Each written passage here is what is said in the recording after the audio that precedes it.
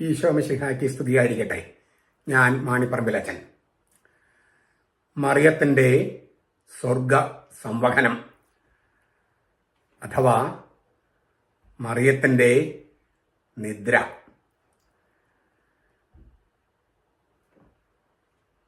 സ്വർഗാരോപണം എന്ന വാക്ക് ശരിയല്ല. സ്വർഗത്തിലേക്ക് ഒന്നും ആരോപിക്കുകയല്ല. മോക്ഷക്കരേറ്റം എന്നാണ് പണ്ട് പറഞ്ഞിരുന്നത്. കരേറ്റം അല്ലെങ്കിൽ എടുക്കപ്പെടുക. ഈ സ്വർഗ സംവഹനം, മറിയത്തിൻ്റെ സ്വർഗ സംവഹനം, അതേക്കുറിച്ചുള്ള വിശ്വാസ സത്യ പ്രഖ്യാപനം, ആ പ്രഖ്യാപനത്തിൻ്റെ ചരിത്രം, ബൈബിളിലെ തെളിവുകൾ, മറിയം ഉടലോടെ ആത്മശരീരങ്ങളോടെ സ്വർഗത്തിലേക്ക് എടുക്കപ്പെട്ടു എന്നതിൻ്റെ ബൈബിളിലുള്ള തെളിവുകൾ, ഇത്രയും സംഗതികളാണ് നമ്മൾ ഈ വീഡിയോയിൽ ചർച്ച ചെയ്യുന്നത്. ഇങ്ങനെ പടിപടിയായി അങ്ങനെയാണ് പോകുന്നത്.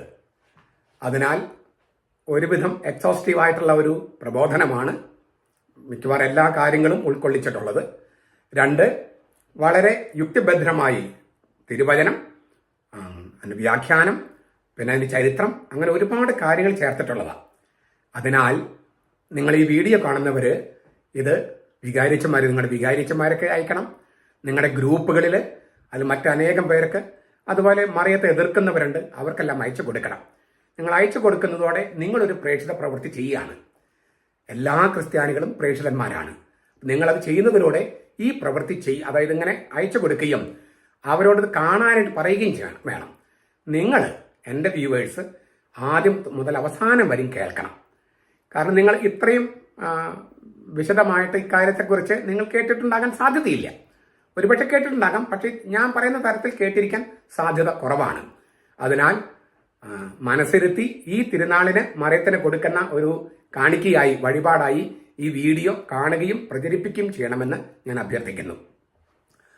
പാശ്ചാത്യ സഭ സ്വർഗ സംവഹനം എന്ന വാക്കാണ് ഉപയോഗിക്കണേ. അസംസിയോ എന്നാണ് ലത്തീൻ വാക്ക്. അതിൽ നിന്ന് അസംഷൻ, എടുക്കപ്പെടുക എന്നാണ് അർത്ഥം. Being taken up.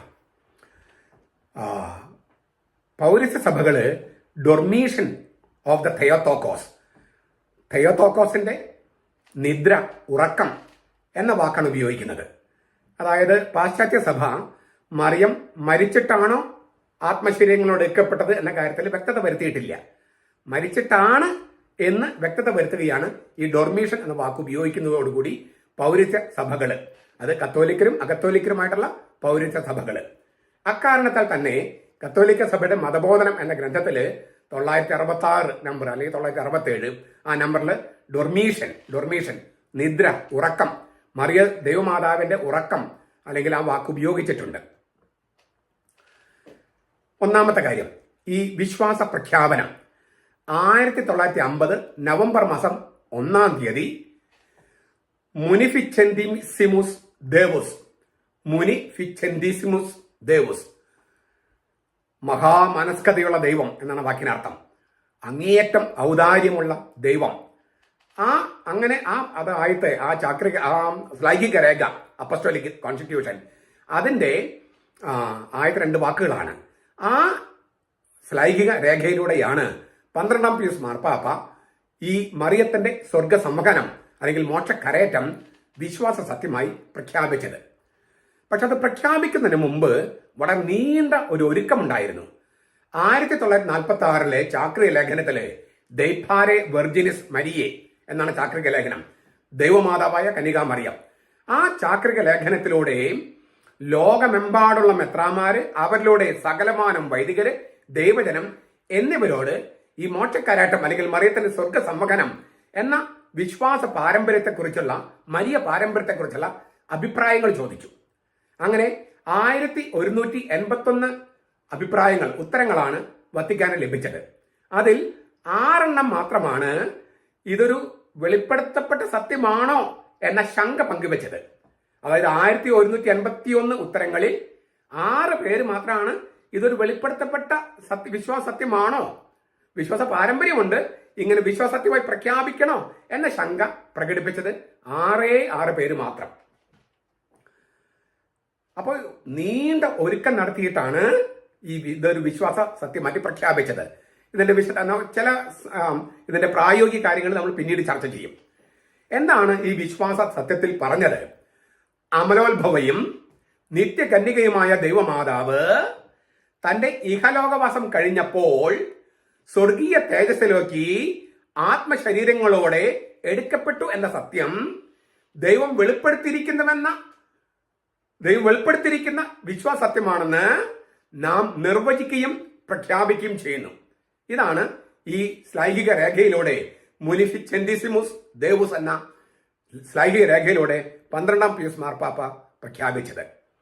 അതിലെ ആ പ്രഖ്യാപനത്തിലെ 40ാമത്തെ ഖണ്ഡം ഞാൻ എന്റേതായ തരത്തിലൊന്ന് തർജ്ജമ ചെയ്ത് അവതരിപ്പിക്കുകയാണ്. എത്രയും ബഹുമാനിതയായ ദൈവമാതാവ് മുൻ നിശ്ചയപ്രകാരമുള്ള അവളുടെ അമലോത്ഭവത്താൽ യേശു ക്രിസ്തുവിനോട് നിഗൂഢമായ വിധത്തിൽ അനാദി മുതലേ സംയോജിക്കപ്പെട്ടിരുന്നു.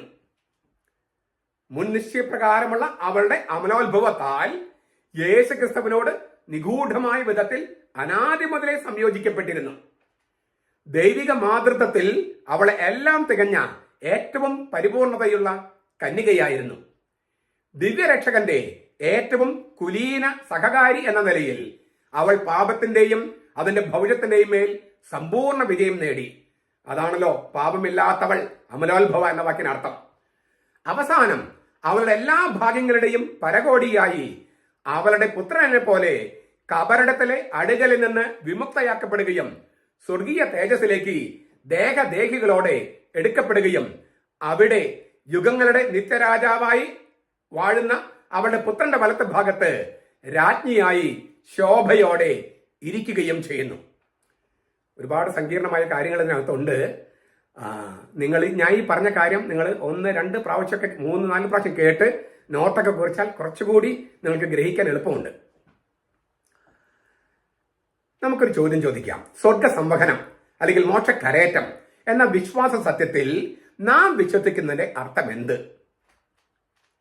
മറിയത്തിന്റെ മകനായ ക്രിസ്തുവിനെ പോലെ അവളും മരണത്തെ കീഴടക്കുകയും തന്റെ ഉണ്മയുടെ സാകല്യത്തിൽ, ബീയിങ്, സ്വത്വം, അതിന്റെ സാകല്യത്തിൽ, അതാണ് ആത്മശരീരങ്ങളോടെ എന്ന് പറഞ്ഞേ, ദേഹം ഇല്ലേ, ഉടലോടെ നമ്മൾ പറയുന്നതിന്റെ അർത്ഥം അതാണ്, സ്വർഗീയ തേജസ്സിൽ വിജയ ശ്രീലാളിതയായി പ്രശോഭിക്കുകയും ചെയ്യുന്നു. ഇതാണ് ഇതിന്റെ അർത്ഥം.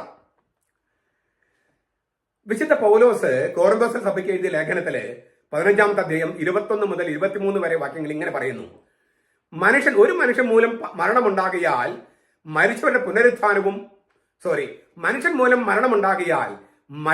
പുനരുത്ഥാനവും മനുഷ്യൻ മൂലമുണ്ടായി. ആദാമിൽ എല്ലാവരും മരിക്കുന്നത് പോലെ ക്രിസ്തുവിൽ എല്ലാവരും ജീവിക്കും. ഓരോരുത്തരും താന്റെ നിരയിലത്രേ. ആദ്യ ഫലം ക്രിസ്തു, പിന്നെ ക്രിസ്തുവിനുള്ളവർ അവന്റെ വരവിങ്കൽ. എല്ലാ മനുഷ്യരെയും കുറിച്ച് പൗലോസ് പറയുന്ന ഈ കാര്യം സഭ അവളുടെ അപ്രമാദിത്വമുള്ള പ്രബോധനാധികാരം ഉപയോഗിച്ച് മറിയത്തെക്കുറിച്ച് ക്ലിപ്തമായി, വ്യക്തമായി, പ്രിസൈസ് ആൻഡ് ക്ലിയർ പറഞ്ഞിരിക്കുന്നു. എല്ലാ ക്രിസ്ത്യാനികൾക്കുമുള്ള സംഗതി, പക്ഷെ മറിയത്തിന്റെ കാര്യത്തിൽ അത് വ്യക്തമായിട്ടും പിന്നെ ക്ലിപ്തമായിട്ടും സഭ അത് സംഭവിച്ചു കഴിഞ്ഞു എന്ന് പഠിപ്പിക്കുകയാണ്. ക്രിസ്തുവിന്റെ രഹസ്യത്തിലേക്ക് ഇത്രമാത്രം ഇഴുകിച്ചേർന്ന ദൈവമാതാവായ മറിയം, അത്രമാത്രം ഇഴുകിച്ചേർത്ത മറ്റാരുമില്ല.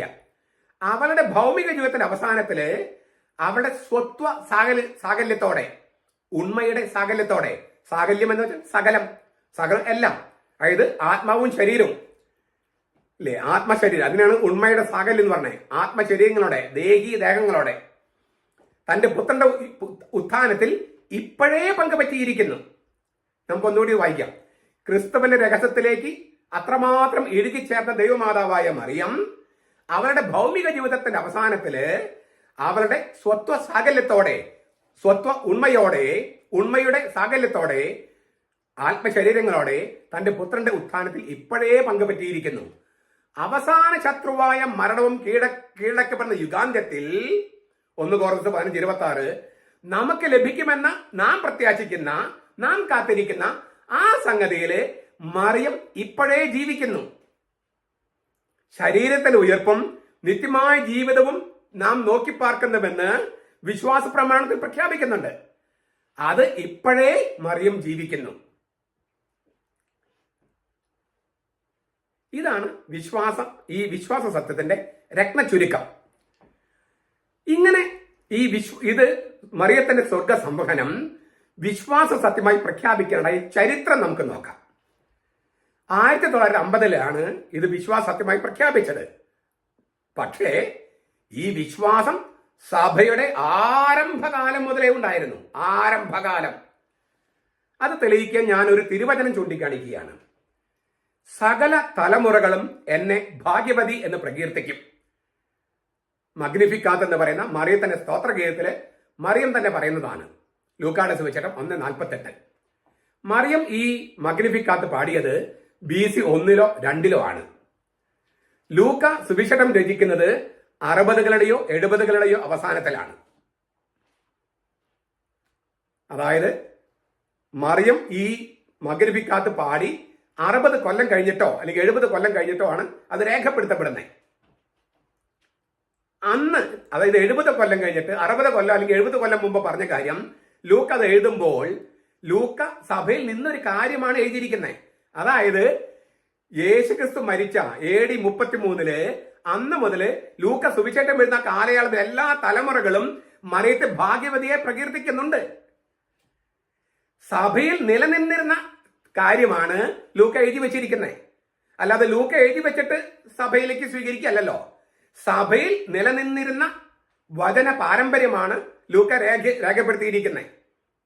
അപ്പോൾ സഭയില് AD 33 അല്ലെങ്കിൽ 30-33 ക്രിസ്തു മരിച്ചത് 30-ലോ 33-ലോ ആ കാലം മുതല് ലൂക്ക സുവിശേഷം എഴുതുന്ന വരെയും സകല തലമുറകളും മറിയത്തെ ഭാഗ്യവതിയെ പ്രകീർത്തിച്ചുകൊണ്ടിരിക്കുകയായിരുന്നു.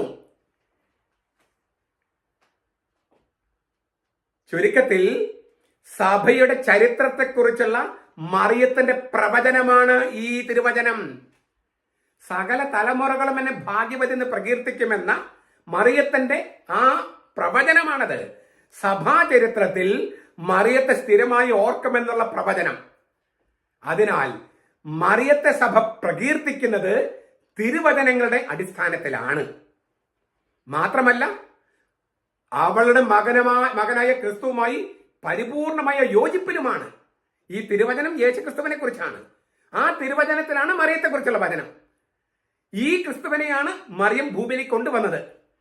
അതിനാൽ അവളുടെ മകനായ ക്രിസ്തുവുമായി എല്ലാ തരത്തിലും പരിപൂർണ യോജിപ്പിലാണ് ഈ മറിയം.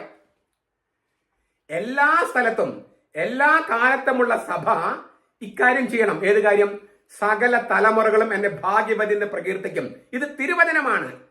ഈ തിരുവചനം അനുസരിക്കാൻ എല്ലാ സ്ഥലത്തും എല്ലാ കാലത്തുമുള്ള സഭ, സത്യസഭ ചെയ്യേണ്ടതുണ്ട്. അതാണ് കത്തോലിക്ക സഭയും അതുപോലുള്ള സൈഹിക സഭകളും ചെയ്യുന്നത്. അത് ചെയ്യാത്തവര് ഈ തിരുവചനത്തെ അങ്ങേയറ്റം അനാദരിക്കുന്നു, തിരുവചനത്തിനെതിരെ തെറ്റ് ചെയ്യുന്നു.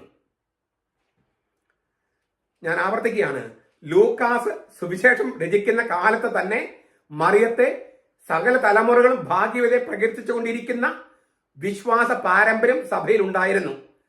ആ വിശ്വാസ പാരമ്പര്യം, വചന പാരമ്പര്യമാണ് ലൂക്ക എഴുതി വെക്കുന്നത്.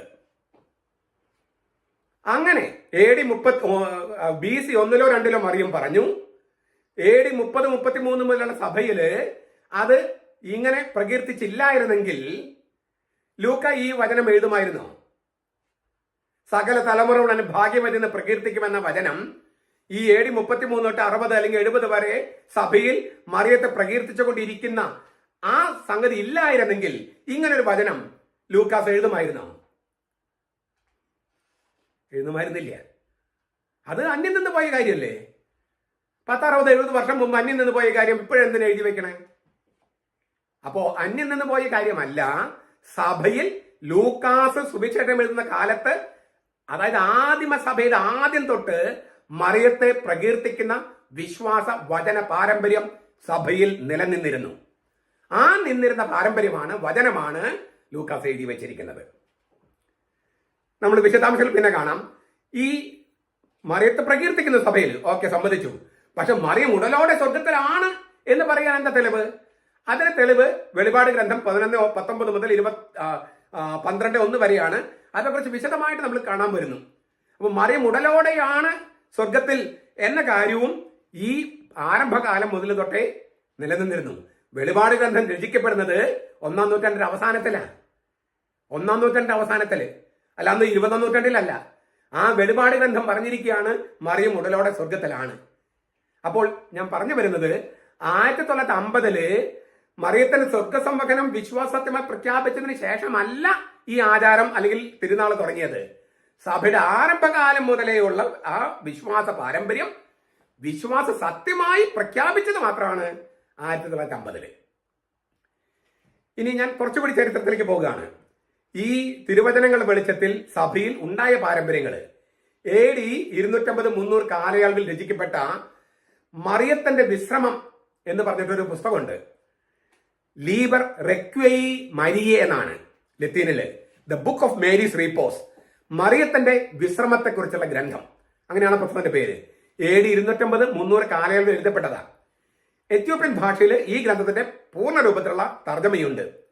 അതില് ഈ ഡൊർമീഷൻ ഓഫ് ദ തെയത്തോക്കോസ്, മറിയത്തിന്റെ ഉറക്കം, അതായത് മറിയത്തിന്റെ മരണം പിന്നെ സ്വർഗത്തിലേക്ക് സംവഹനം, അത് മരിച്ചതിന് ശേഷം സ്വർഗത്തിലേക്ക് എടുക്കപ്പെട്ടതിനെയാണ് ഈ ഡൊർമീഷൻ എന്ന വാക്കുകൊണ്ട് ഉദ്ദേശിക്കുന്നത്. അതേക്കുറിച്ച് AD ക്രിസ്തുവർഷം 250-300 കാലയളവിൽ രചിക്കപ്പെട്ട ഗ്രന്ഥത്തിൽ എഴുതിയിട്ടുണ്ട്. അപ്രാമാണിക ഗ്രന്ഥമാണ്. പക്ഷെ ഞാൻ മുമ്പ് പറഞ്ഞിട്ടുണ്ട്, എല്ലാ അപ്രാമാണിക ഗ്രന്ഥത്തിലും സത്യത്തിന്റെ അംശങ്ങളുണ്ട്. അതിന്റെ വിശദാംശങ്ങളിൽ അതിശയോക്തിയോ അങ്ങനെ ഈ അത്യുക്തിയോ ഉള്ളത് കൊണ്ടാണ്, പിന്നെ ചിലപ്പോൾ അബദ്ധ സിദ്ധാന്തങ്ങൾ ചിലയിടത്ത് വരാം, അതുകൊണ്ടാണ് അത് അപ്പോക്രിഫിയായിട്ട് കണക്കാക്കിയിരിക്കുന്നത്. പക്ഷേ ഈ ഒരു പാരമ്പര്യം, ഈ അതിനകത്ത് സത്യമുണ്ടെന്ന് ഞാൻ പറഞ്ഞല്ലോ. തിരുവചനങ്ങളിലെ ചില സത്യങ്ങൾ ഈ അപ്രമാണിക ഗ്രന്ഥങ്ങളിലുണ്ട്. 4-ാം നൂറ്റാണ്ടിലും പിന്നെ 5-6 നൂറ്റാണ്ടിൽ, 4-ാം നൂറ്റാണ്ടിൽ തുടങ്ങി രചിക്കപ്പെട്ട സുറിയാനി ഭാഷയിൽ രചിക്കപ്പെട്ട നിദ്രാവിവരണത്തിന്റെ 6 ഗ്രന്ഥങ്ങൾ എന്ന് പറഞ്ഞ പുസ്തകമുണ്ട്. നിദ്രാവിവരണത്തിന്റെ 6 ഗ്രന്ഥങ്ങൾ, 6 ബുക്സ് ഡൊർമീഷൻ നാരറ്റീവ്സ് എന്നാണ് അതിന്റെ പേര്. 6 ബുക്സ് ഡൊർമീഷൻ നാരറ്റീവ്സ്, നിദ്രാവിവരണത്തിന്റെ 6 ഗ്രന്ഥങ്ങൾ 4-ാം നൂറ്റാണ്ടിൽ രചിക്കപ്പെട്ടതാണ്. അതില് ഈ മറിയത്തിന്റെ സ്വർഗസംവഹനത്തെ കുറിച്ച് പറഞ്ഞിട്ടുണ്ട്. സൈപ്രസിലെ സലാമിസ് എന്ന് പറഞ്ഞ സ്ഥലത്തെ മെത്രാനായിരുന്നു എപ്പിഫാനിയസ്. 310 മുതൽ 403 വരെയാണ് അദ്ദേഹം ജീവിച്ചിരുന്നത്. AD 310 മുതൽ 403 വരെ. അദ്ദേഹം പറയാണ്, അദ്ദേഹം വലിയൊരു ഗവേഷണം നടത്തി. എന്നിട്ട് പറയാ, മറിയത്തിന്റെ ജീവിതാവസാനം എങ്ങനെയായിരുന്നെന്ന് കണ്ടെത്താൻ എനിക്ക് കഴിഞ്ഞില്ല, കൃത്യമായ തെളിവുകൾ എനിക്ക് കണ്ടെത്താൻ കഴിഞ്ഞില്ല. പക്ഷേ മറിയം ഏലിയായെ പോലെ സ്വർഗത്തിലേക്ക് എടുക്കപ്പെടുകയായിരുന്നു. അതായത് മറിയം മരിച്ചിട്ടാണോ എടുക്കപ്പെട്ടത്, മരിക്കാതെയാണോ എടുക്കപ്പെട്ടത്, അത് ജീവിതാവസാനം എനിക്കറിയില്ല. പക്ഷെ ഏലിയായെ പോലെ മറിയം സ്വർഗത്തിലേക്ക് എടുക്കപ്പെടുകയായിരുന്നു. സൈപ്രസിലെ മെത്രാനായിരുന്ന, സൈപ്രസിലെ സ്ഥലമാണ് സലാമിസ്, അവിടുത്തെ മെത്രാനായിരുന്ന എപ്പിഫാനിയസ് പറയുന്നതാണ്. നമ്മുടെ നാഥയുടെ മരണത്തെക്കുറിച്ച് എന്നൊരു രചനയുണ്ട് 5-ാം നൂറ്റാണ്ടിൽ. അത് ദേ ഒബിത്തു സെൻ ഡൊമിനെ എന്നാണ്, നമ്മുടെ വിശുദ്ധ നാഥയുടെ മരണത്തെക്കുറിച്ച് എന്നാണ് അതിന്റെ അർത്ഥം. ആ രചന 5-ാം നൂറ്റാണ്ടിലാണ്. അതില് മറിയത്തിന്റെ സ്വർഗസംവഹനത്തെ കുറിച്ച് പറഞ്ഞിട്ടുണ്ട്. കന്യകയുടെ പുറപ്പാട്, ദ ട്രാൻസിറ്റ് ടു വെർജിൻസ്, പുറപ്പാട് ട്രാൻസിറ്റ് അല്ലേ, പുറപ്പെടൽ, മുകളിലേക്കുള്ള പോക്ക്. ദേ ട്രാൻസിറ്റ് ടു വെർജിനിസ്, കന്യകയുടെ പുറപ്പാട്. സാർദിസിലെ വിശുദ്ധ മെലിറ്റോ അത് രചിച്ചു എന്നാണ് വിചാരിക്കപ്പെടുന്നത്. അത് മറിയത്തിന്റെ സ്വർഗസംവഹനത്തെ കുറിച്ചാണ്. ദ ട്രാൻസിറ്റ് ഓഫ് മരിയെ എന്ന ഒരു പുസ്തകമുണ്ട്, പാസിംഗ് ഓഫ് മേരി, അതായത് മറിയത്തിന്റെ കരയേറ്റം, മറിയത്തിന്റെ പുറപ്പെടല്. അതായത് ആ ഗ്രന്ഥം പറയുന്നത് ഓരോ അപ്പസ്തോലനും തങ്ങളുടെ പ്രേക്ഷിത സ്ഥലത്ത് നിന്ന് മറിയത്തിന്റെ മരണക്കിടക്കിലേക്ക് വെള്ളമേഘങ്ങളിൽ വഹിക്കപ്പെട്ട് എത്തിയെന്നാണ്. ഇത് വിവരണങ്ങളിൽ അത്യുക്തിയുണ്ട്, അതിശയോക്തിയുണ്ട്. വെള്ളമേഘങ്ങളിൽ വന്നു. തോമാസ് ലീഗ അങ്ങനെ വന്നത് മയിലിന്റെ പുറത്താണ് എന്നൊരു പാരമ്പര്യമുണ്ട്. ഞാൻ ഇതൊക്കെ കുറിച്ച് മുമ്പ് പറഞ്ഞിട്ടുണ്ട് തോമാസ് ലീഗയെ കുറിച്ചുള്ള വിവരണത്തില്. അതായത് ഈ ആ മയിലെന്ന് പറയുന്നത് മയിലല്ല, സഞ്ചരിച്ച കപ്പലിന്റെ അല്ലെങ്കിൽ വാഹനത്തിന്റെ പേരാണ് എന്നാണ് ഒരു പാരമ്പര്യം. ഇവരിങ്ങനെ എല്ലാവരും എങ്ങനെ എത്തിപ്പെട്ടു എന്നത് ആദ്യ നൂറ്റാണ്ടിലത്തെ കാര്യമേ പറയണേ. അന്ന് എങ്ങനെ അവർ എത്തിപ്പെട്ടു എന്നുള്ളത് വലിയ വിസ്മയായിരുന്നു. ഇന്നത്തെ പോലെ ഫ്ലൈറ്റും ഒന്നും ഇല്ലാത്തൊരു കാലത്ത് എങ്ങനെ മറിയത്തിന്റെ മരണ നേരത്തെ എല്ലാവരോടും എത്തിപ്പെട്ടു, അതൊരു വിസ്മയായിരുന്നു. ആ വിസ്മയത്തിൽ ആശ്ചര്യപ്പെട്ട് അവര് കഥകൾ എഴുതിയപ്പോൾ അതിശയോക്തി വന്നെന്നാണ്. എന്ന് എല്ലാവരോടും എത്തിയില്ല എന്ന് പറയാൻ നമ്മുടെ കയ്യിൽ തെളിവില്ല, എത്തി എന്നാണ് ഈ ഗ്രന്ഥം പറയണേ. അപ്പോൾ മരണക്കിടക്കയിലേക്ക് ഈ എല്ലാ അപ്പസ്തോലന്മാരും തങ്ങളുടെ പ്രേക്ഷിത സ്ഥലത്ത് അവിടെ എത്തി. തീർന്നില്ല, തോമസ് ലീഗ എത്തിയപ്പോഴേക്കും വൈകി. മറിയത്തെ അടക്കം ചെയ്തു. മറിയം തോമസ് വാശി പിടിച്ച് കാണണമെന്നും വാശി പിടിച്ചു. കല്ലറ തുറന്നപ്പോൾ മറിയത്തിന്റെ ശരീരം അവിടെ ഇല്ല. മറിയം ഉടലോടെ സ്വർഗത്തിലേക്ക് എടുക്കപ്പെട്ടു എന്ന് വിശ്വസിക്കുന്നു. അത് ഈ ഗ്രന്ഥത്തിലാണ് എഴുതിയിരിക്കുന്നത്, ദ ട്രാൻസിറ്റോസ് മരിയെ. ഞാൻ ആവർത്തിക്കുന്നു, അതിശയോക്തി ധാരാളമുണ്ട്.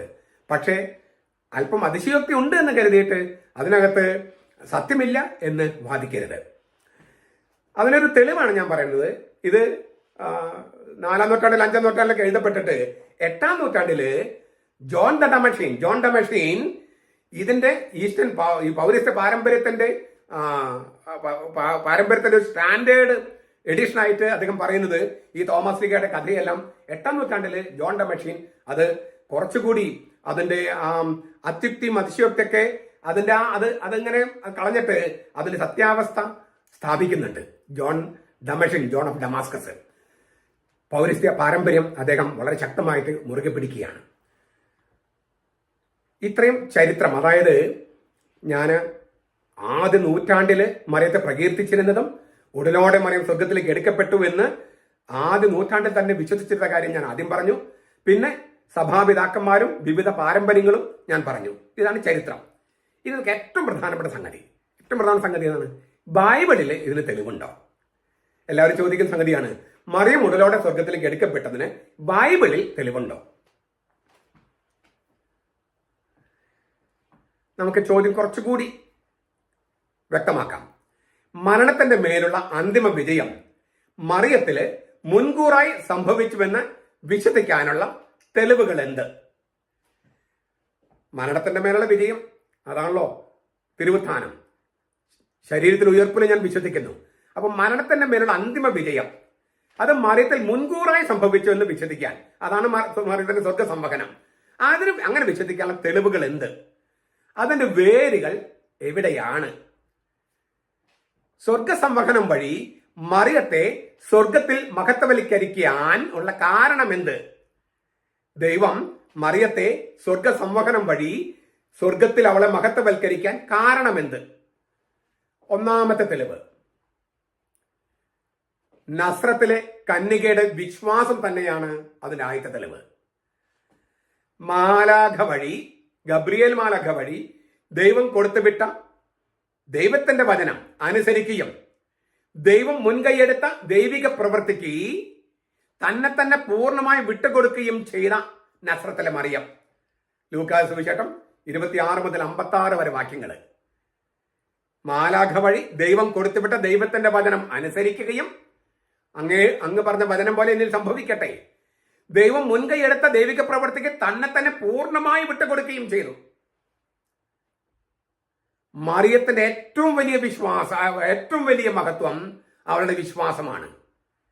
അതിനാൽ വിശ്വസിച്ചവൾ ഭാഗ്യവതി. ലൂക്ക 1:45. വിശ്വസിച്ചവൾ ഭാഗ്യവതി. അങ്ങനെയാണ് എലിസബത്ത് അവളെ വിളിക്കണേ. ആരാണ് എന്റെ സഹോദരന്മാർ, ആരാണ് സഹോദരി, ആരാണ് അമ്മ എന്ന് യേശു ചോദിച്ചിരുന്നു. യേശുവിന് ഉത്തരം കൊടുത്തു, എന്റെ പിതാവിന് ഇഷ്ടം നിർവഹിക്കുന്നവനാണ് എന്റെ സഹോദരനും സഹോദരിയും അമ്മയും. അങ്ങനെ ആത്മീയ മാതൃത്വം യേശു നിർവചിക്കുകയാണ്. യുഗാന്ത കുടുംബം എന്നൊക്കെ അതിന് വിശേഷിപ്പിക്കും. അതായത് യേശുവിന്റെ ശരിക്കുള്ള അമ്മയും സഹോദരൻ സഹോദരി ആരാണ്? ദൈവത്തിന്റെ വചനം കേട്ട് പാലിക്കുന്നവര്. അതിൽ ഏറ്റവും മുൻപന്തിൽ നിൽക്കുന്ന ആരാണ്? മറിയമല്ലേ? അങ്ങയുടെ വചനം പോലെ എന്നിലാകട്ടെ, ദൈവത്തിന്റെ വചനം കേട്ട് പാലിക്കുന്നവരാണ് യേശുവിന്റെ അമ്മയും സഹോദരൻ സഹോദരിയും എങ്കിൽ മറിയമാണ് ആ ഗണത്തിൽ പെടുക. അപ്പൊ രണ്ട് അർത്ഥത്തിലും മറിയം അമ്മയാണ്. മറിയം യേശുവിന് ശാരീരികമായി ജന്മം കൊടുത്തു, ശാരീരിക മാതാവാണ്. ദൈവത്തിന്റെ വചനം കേട്ട് പാലിക്കുന്നവളാണ് എന്റെ അമ്മ, അതായത് ആത്മീയ മാതൃത്വം. ആ ആത്മീയ മാതാവുമാണ് മറിയം. യേശു നിർവചിച്ച പുതിയ നിർവചനത്തിലെ അമ്മയും മറിയം തന്നെയാണ്. അങ്ങയുടെ വചനം പോലെ എന്നിലാകട്ടെ എന്ന് പറഞ്ഞ് ദൈവത്തിന്റെ വചനം കേട്ട് പാലിച്ച ഒന്നാമത്തെ ആളാണ് മറിയം. ഞാൻ ആവർത്തിക്കുകയാണ്, മറിയം യേശുവിന്റെ ശാരീരിക മാതാവും ആത്മീയ മാതാവുമായി. ശാരീരിക മാതാവ് എന്ന് പറഞ്ഞാൽ കുഞ്ഞിന് ജന്മം കൊടുക്കുക, ആത്മീയ മാതാവ് എന്ന് പറഞ്ഞാൽ ദൈവത്തിന്റെ വചനം കേട്ട് പാലിക്കുക. തീർന്നില്ല. പുതിയ നിയമത്തിൽ രേഖപ്പെടുത്തിയിരിക്കുന്ന ഏറ്റവും ആദ്യത്തെ സുവിശേഷ ഭാഗ്യം, ബെയാറ്റിറ്റ്യൂഡ്, മറിയത്തെക്കുറിച്ചാണ്.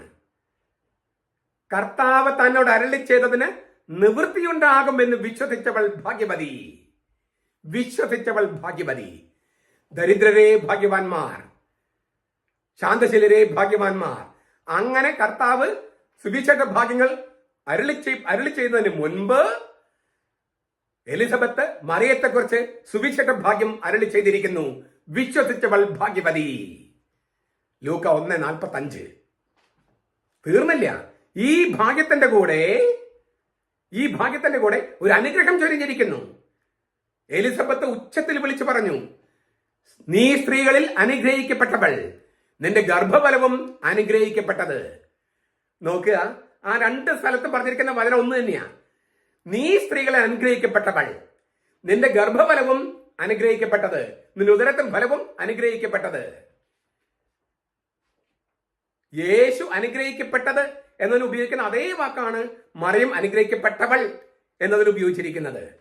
ഇതുകൊണ്ടാണ് നമ്മൾ നേരത്തെ പറഞ്ഞത്, ക്രിസ്തുവിനോട് എല്ലാ അർത്ഥത്തിലും സംയോജിക്കപ്പെട്ടവളാണ് തെയോത്തോക്കോസായ ദൈവമാതാവായ മറിയം. മറിയത്തിന്റെ ഗർഭത്തിലുള്ള യേശു അനുഗ്രഹിക്കപ്പെട്ടിരിക്കുന്നത് പോലെ മറിയവും അനുഗ്രഹിക്കപ്പെട്ടിരിക്കുന്നു. നീ സ്ത്രീകളെ അനുഗ്രഹിക്കപ്പെട്ടവളാണ്, നിന്റെ ഗർഭഫലവും അനുഗ്രഹിക്കപ്പെട്ടത്. മറിയത്തെക്കുറിച്ച് 32 സംഭവങ്ങളുണ്ട് പുതിയ നിയമത്തില്. ആ തിരുവചനങ്ങളെല്ലാം പരസ്പരം ബന്ധപ്പെട്ടതുമാണ്. ഒന്ന് മറ്റൊന്നിനെ വ്യാഖ്യാനിക്കുകയും ചെയ്യുന്നു. അപ്പോൾ ഈ തിരുവചനങ്ങളെല്ലാം ബന്ധപ്പെടുത്തിയേ നമുക്ക് മറിയത്തെക്കുറിച്ച് കാണാൻ പറ്റൂ. ഈ മോരും മുതിരയും പോലെ ഈ വചനം ആ വചനത്തിനെതിരെ, ഈ വചനം മറ്റു വചനത്തിനെതിരെ, അത് പെന്തക്കോസ്ത് ദൈവസഭക്കാരുടെയും യഹോവ സാക്ഷികളുടെയും രീതിയാണ്. അത് ക്രിസ്ത്യാനികളുടെ രീതിയല്ല, മുസ്ലിമിന്റെ രീതിയാണ്. കാരണം ബൈബിളിൽ ഒരു വചനവും മറ്റൊരു വചനത്തെ ഖണ്ഡിക്കുന്നില്ല, പൂരകമാക്കുന്നേ ഉള്ളൂ. ഒരു വചനത്തിന് വിരുദ്ധമായിട്ട് മറ്റൊരു വചനം ബൈബിളിൽ ഞാൻ കണ്ടിട്ടില്ല. പണ്ടൊക്കെ ദൈവശാസ്ത്രന്മാരങ്ങനെ പഠിപ്പിച്ചിരുന്നുണ്ടാവാം, ഇപ്പൊ ആരും പഠിപ്പിക്കുന്നില്ല. കാരണം യഥാർത്ഥ അർത്ഥം മനസ്സിലായാൽ ഒരു വചനം, ബൈബിൾ ഒരു വചനവും മറ്റൊരു വചനം ഖണ്ഡിക്കുന്നില്ല. ചില വചനങ്ങൾക്ക് ഇല്ലേ ഒരു തിരുത്തലോ അല്ലെങ്കിൽ ഒരു പൂർണ്ണത വരുത്തിയിട്ടുണ്ട്, അല്ലാതെ ഖണ്ഡിച്ചിട്ടില്ല. അതായത് മനുഷ്യർ ദൈവം പറഞ്ഞെങ്കിലും മനുഷ്യർ മനസ്സിലാക്കിയതിൽ വ്യത്യാസം വരാം. അത് പൂർണ്ണത, ഇങ്ങനെയാണ് മനസ്സിലാക്കേണ്ടത്, ആ വചനം ഇങ്ങനെയാണ് എന്ന് അങ്ങനെയാണ് പറഞ്ഞിരിക്കുന്നത്. തിരുത്തല്ല, വചനത്തിന്റെ പൊരുള് വെളിപ്പെടുത്തുന്നു. ബെനഡിക്ട് മാർപ്പാപ്പ പറയുന്നത്, പഴയ നിയമത്തിലെ വചനങ്ങള് ഉടമസ്ഥനെ കാത്തു കിടക്കുകയായിരുന്നു. പല വചനങ്ങൾക്കും അർത്ഥം അറിയില്ലായിരുന്നു.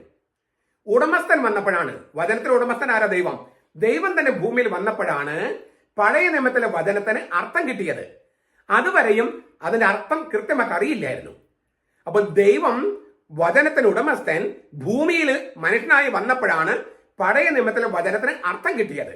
അതിങ്ങനെയാണ് മനസ്സിലാക്കേണ്ടത് എന്ന് തിരിച്ചറിഞ്ഞത്. അല്ലാതെ ബൈബിളിൽ ഒരു വചനവും വൈരുദ്ധ്യമായിട്ട് ഞാൻ കണ്ടിട്ടില്ല. അതിനാൽ ഈ വചനത്തെ ഖണ്ഡിക്കാൻ മറ്റൊരു വചനം കൊണ്ടുവരിക, ആ വചനത്തെ ഖണ്ഡിക്കാൻ ഈ വചനം കൊണ്ടുവരിക, അത് ഇസ്ലാമിന്റെ രീതിയാണ്, ക്രിസ്ത്യാനികളുടെ രീതിയല്ല. അതുകൊണ്ട് തന്നെ അങ്ങനെ പറയുന്നവര് ഇസ്ലാമിന്റെ സ്വാധീനത്തിൽ പറയുന്നവരാണ്, ഒരു വചനത്തിനെതിരെ മറുവചനം കൊണ്ടുവരുന്നവര്. മറിച്ച് മറിയത്തെക്കുറിച്ചുള്ള 32 സംഭവങ്ങളും ബന്ധപ്പെടുത്തിയാണ് ക്രിസ്ത്യാനികൾ പഠിക്കുന്നത്. അതില് 3 വചനങ്ങൾ ഞാനൊന്ന് നിങ്ങളുടെ മുമ്പിൽ അവതരിപ്പിക്കുകയാണ്. ഒന്ന്, ഗബ്രിയേൽ മാലഖ മറിയത്തോട് പറഞ്ഞു, ഹൈറേ കെഹരിത്തോമനെ, കെഹരിത്തോമനെ, കൃപ നിറഞ്ഞവളെ എന്നാണ്, അല്ലെങ്കിൽ നന്മ നിറഞ്ഞവളെ എന്നാണ് പല പരിഭാഷകളും. ചിലര് നിറഞ്ഞവളെന്ന വാക്കില്ല, കൃപയുള്ളവളെ എന്ന് പറയുള്ളൂ. ഈ കൃപ നിറഞ്ഞവൾ എന്നതിന് വേറൊരു വാക്കുണ്ട്. നടപടി ഗ്രന്ഥത്തില് സ്തെഫാനസിനെ കുറിച്ച് പറയുമ്പോൾ 6-ാമത്തെ അധ്യായം 8-ാമത്തെ വാക്യത്തിൽ കൃപ നിറഞ്ഞവൻ എന്ന് പറയുന്നുണ്ട്. അതിനുപയോഗിക്കുന്ന വാക്ക് പ്ലേരസ് ഹാരിത്താസ് എന്നാണ്. പ്ലേരസ് ഹാരിത്താസ്, അത് കൃപ നിറഞ്ഞവൾ എന്നാണ്. ആ വാക്കല്ല ഇവിടെ ഉപയോഗിച്ചിരിക്കുന്നത്. പ്ലേരസ് ഹാരിത്താസ് എന്ന് പറഞ്ഞാൽ കൃപ നിറഞ്ഞവൻ എന്നാണ്. എസ്തപ്പാനസ് കൃപ നിറഞ്ഞവനാണ്. മറിയത്തെ കുറിച്ച് പറഞ്ഞിരിക്കുന്നത് പ്ലേരസ് ഹാരിത്താസ് എന്നല്ല, കൃപ നിറഞ്ഞവൾ എന്നല്ല, ഖരിത്തോമനെ എന്നാണ്.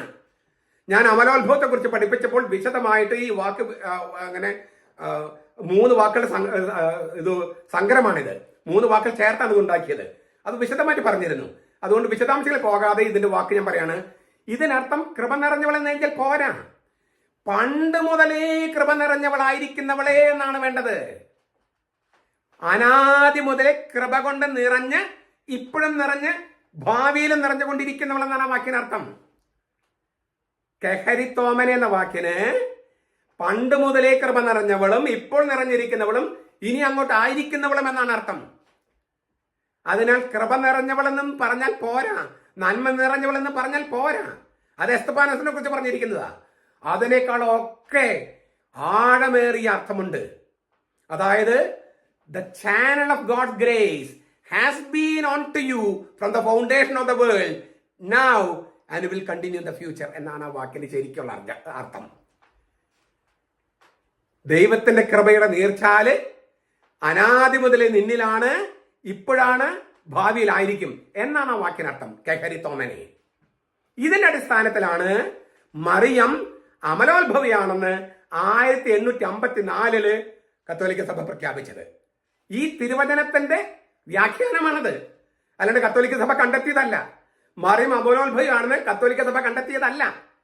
ഗബ്രിയേൽ മാലാഖ ദൈവം അയച്ച ഗബ്രിയേൽ മാലാഖ മറിയത്തോട് പറഞ്ഞ വചനം, ആ വചന അർത്ഥം വ്യാഖ്യാനിക്കുക മാത്രമാണ് സഭ ചെയ്തത്.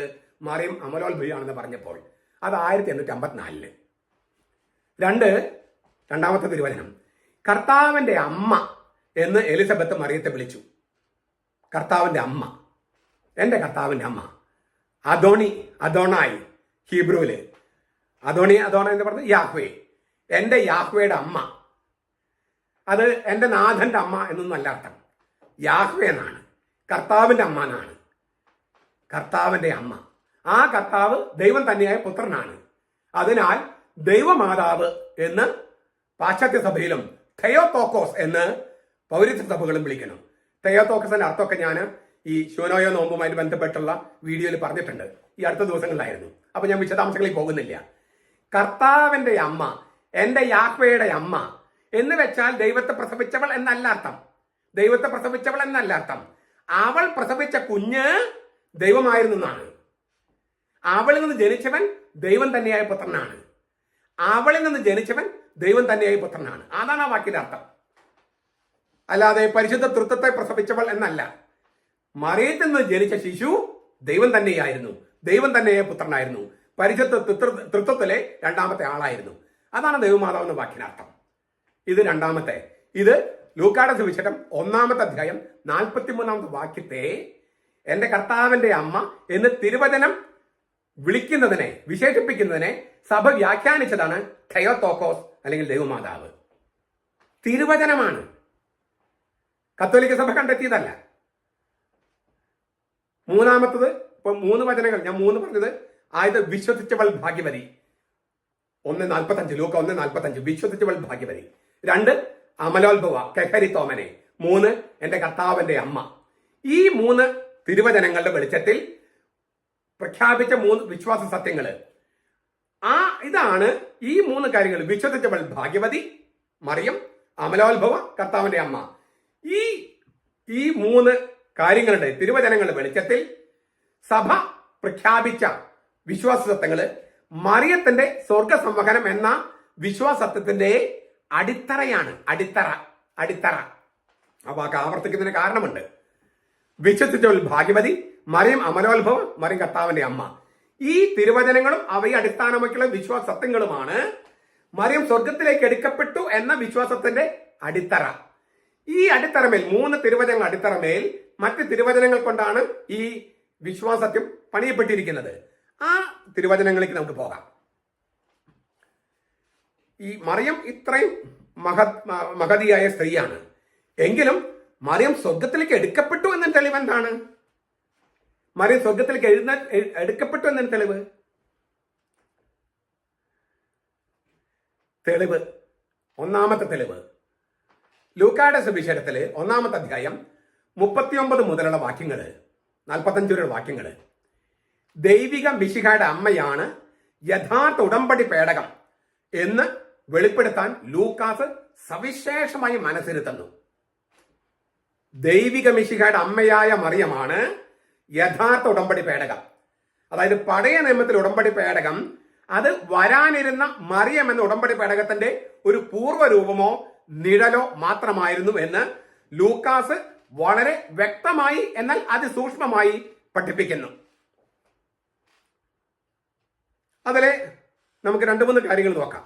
ഒന്ന്, ലൂക്കാസ് 1:39 മറിയം എഴുന്നേറ്റു പുറപ്പെട്ടു.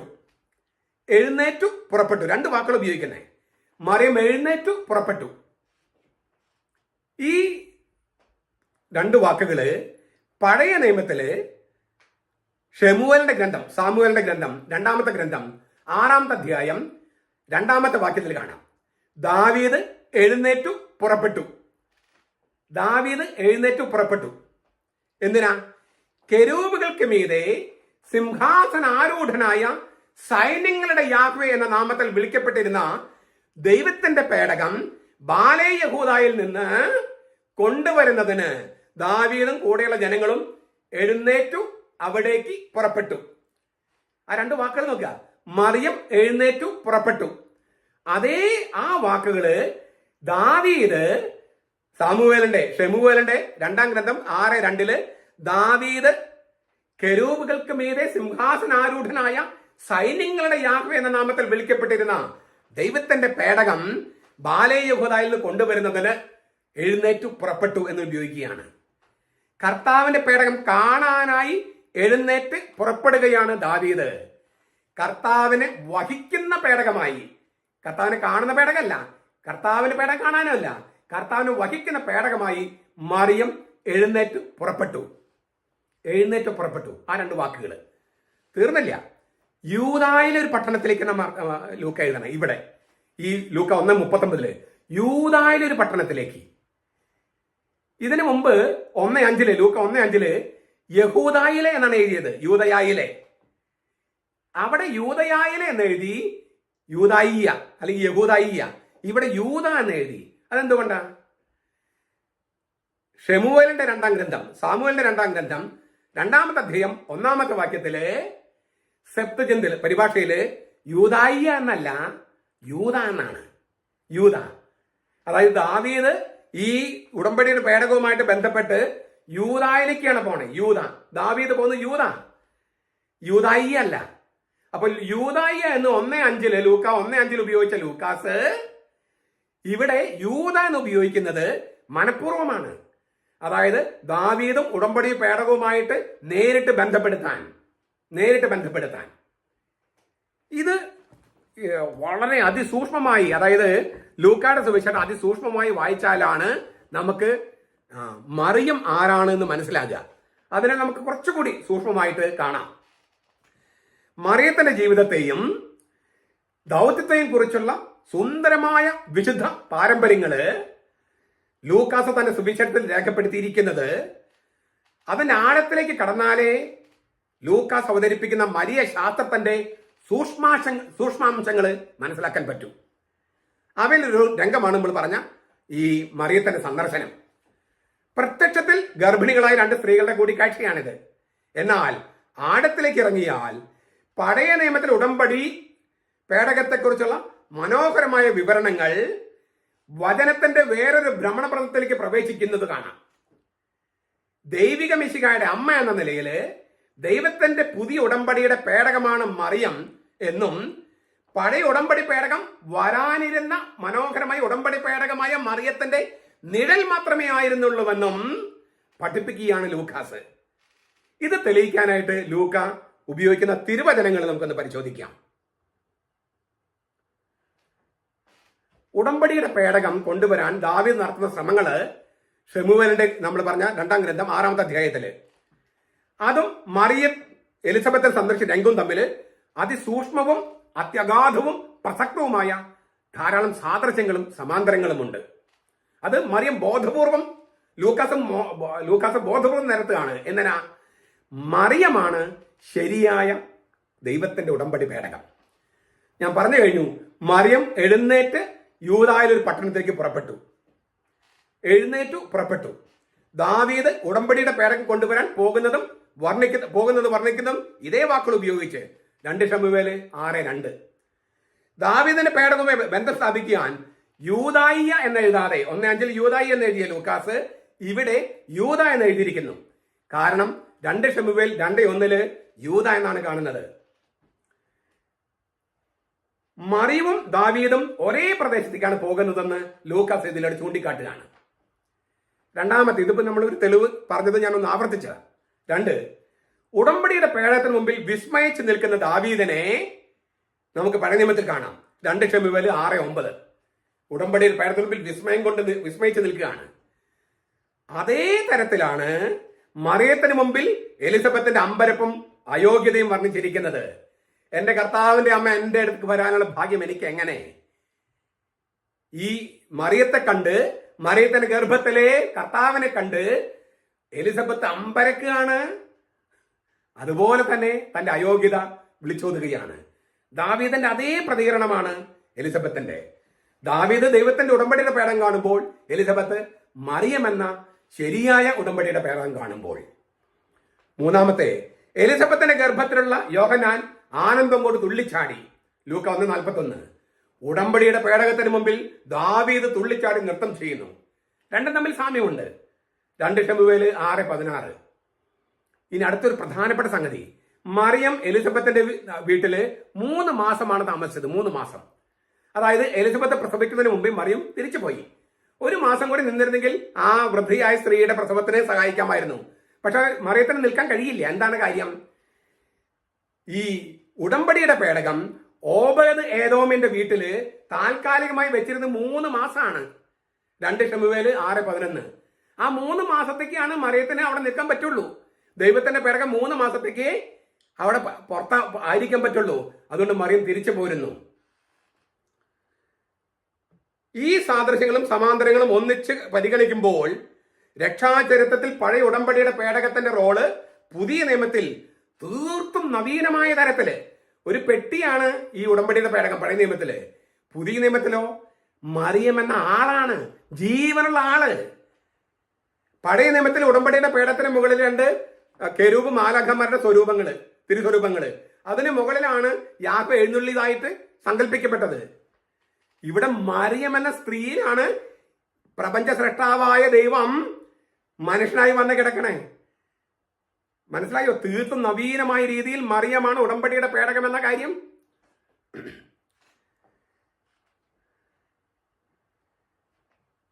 പുതിയ ഉടമ്പടിയുടെ പേടകമായ മറിയം ജീവനുള്ളവളും അവളുടെ ഗർഭത്തിലുള്ളത് ദൈവം തന്നെയായ പുത്രനുമാണ്. യോഹന്നാൻ 1:18.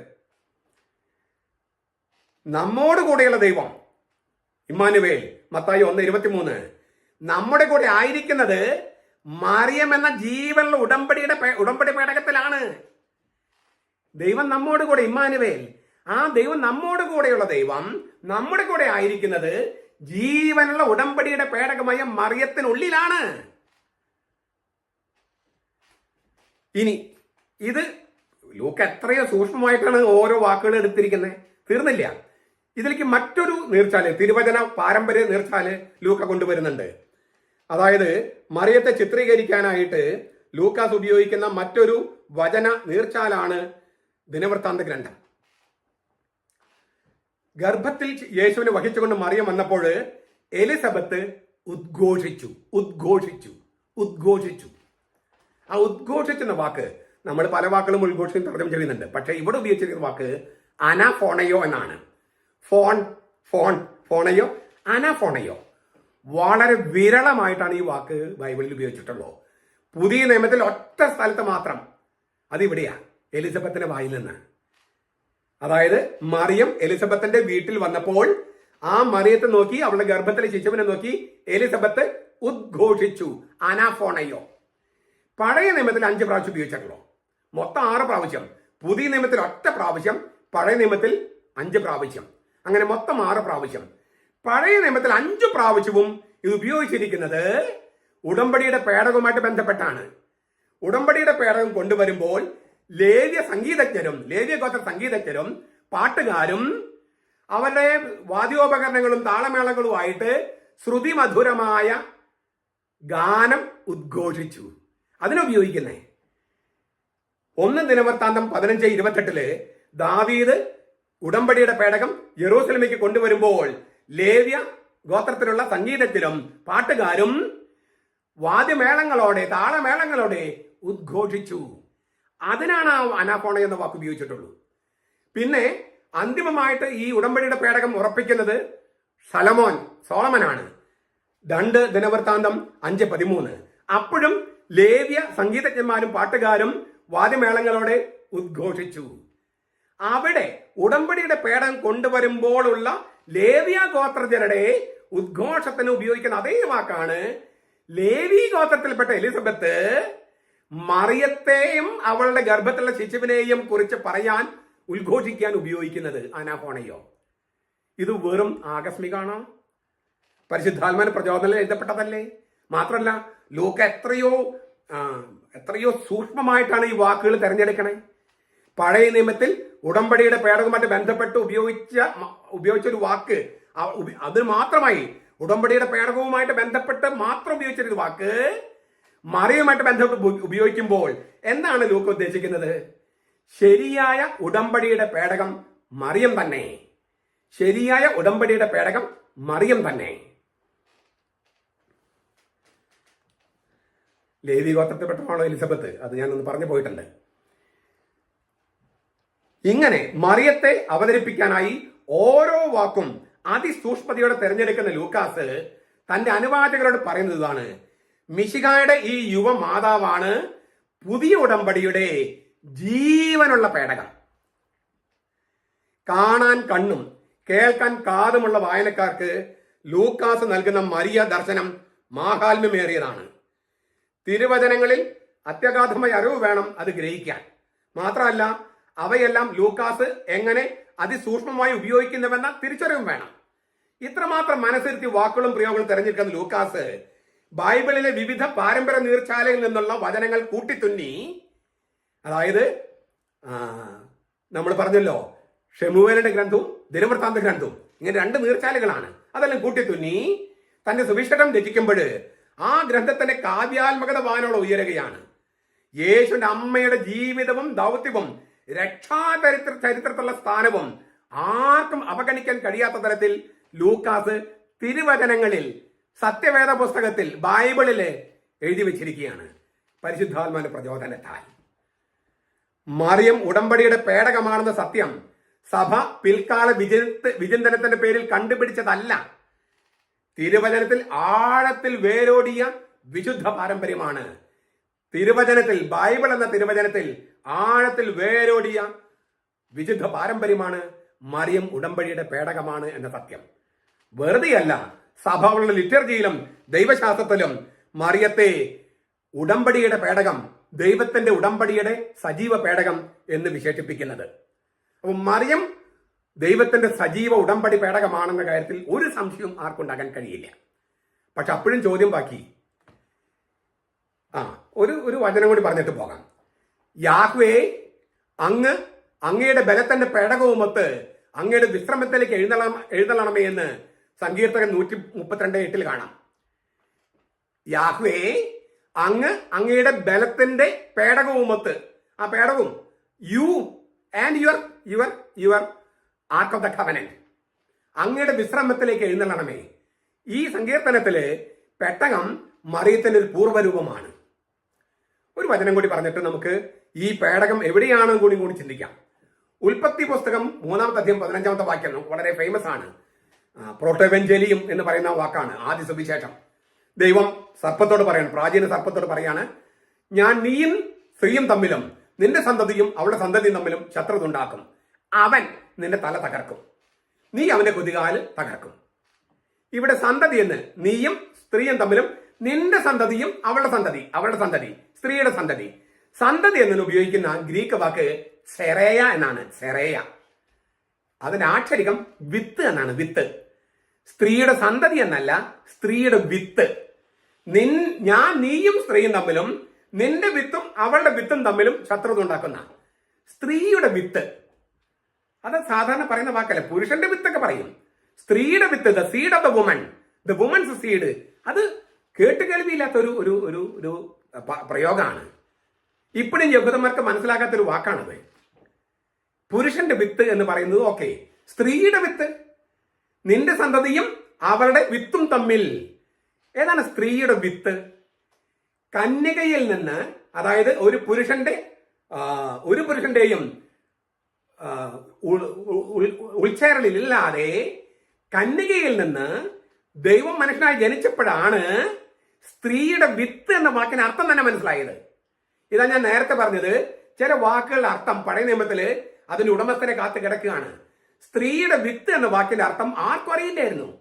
സ്ത്രീയുടെ വിത്തായി, അതായത് മറിയത്തിൽ നിന്ന്, കന്യകയിൽ നിന്ന് ദൈവം മനുഷ്യനായി ജനിച്ചപ്പോഴാണ്, അതായത് ഒരു ഭർത്താവില്ലാതെ, പുരുഷനില്ലാതെ കന്യകയിൽ നിന്ന് ജനിച്ചപ്പോഴാണ്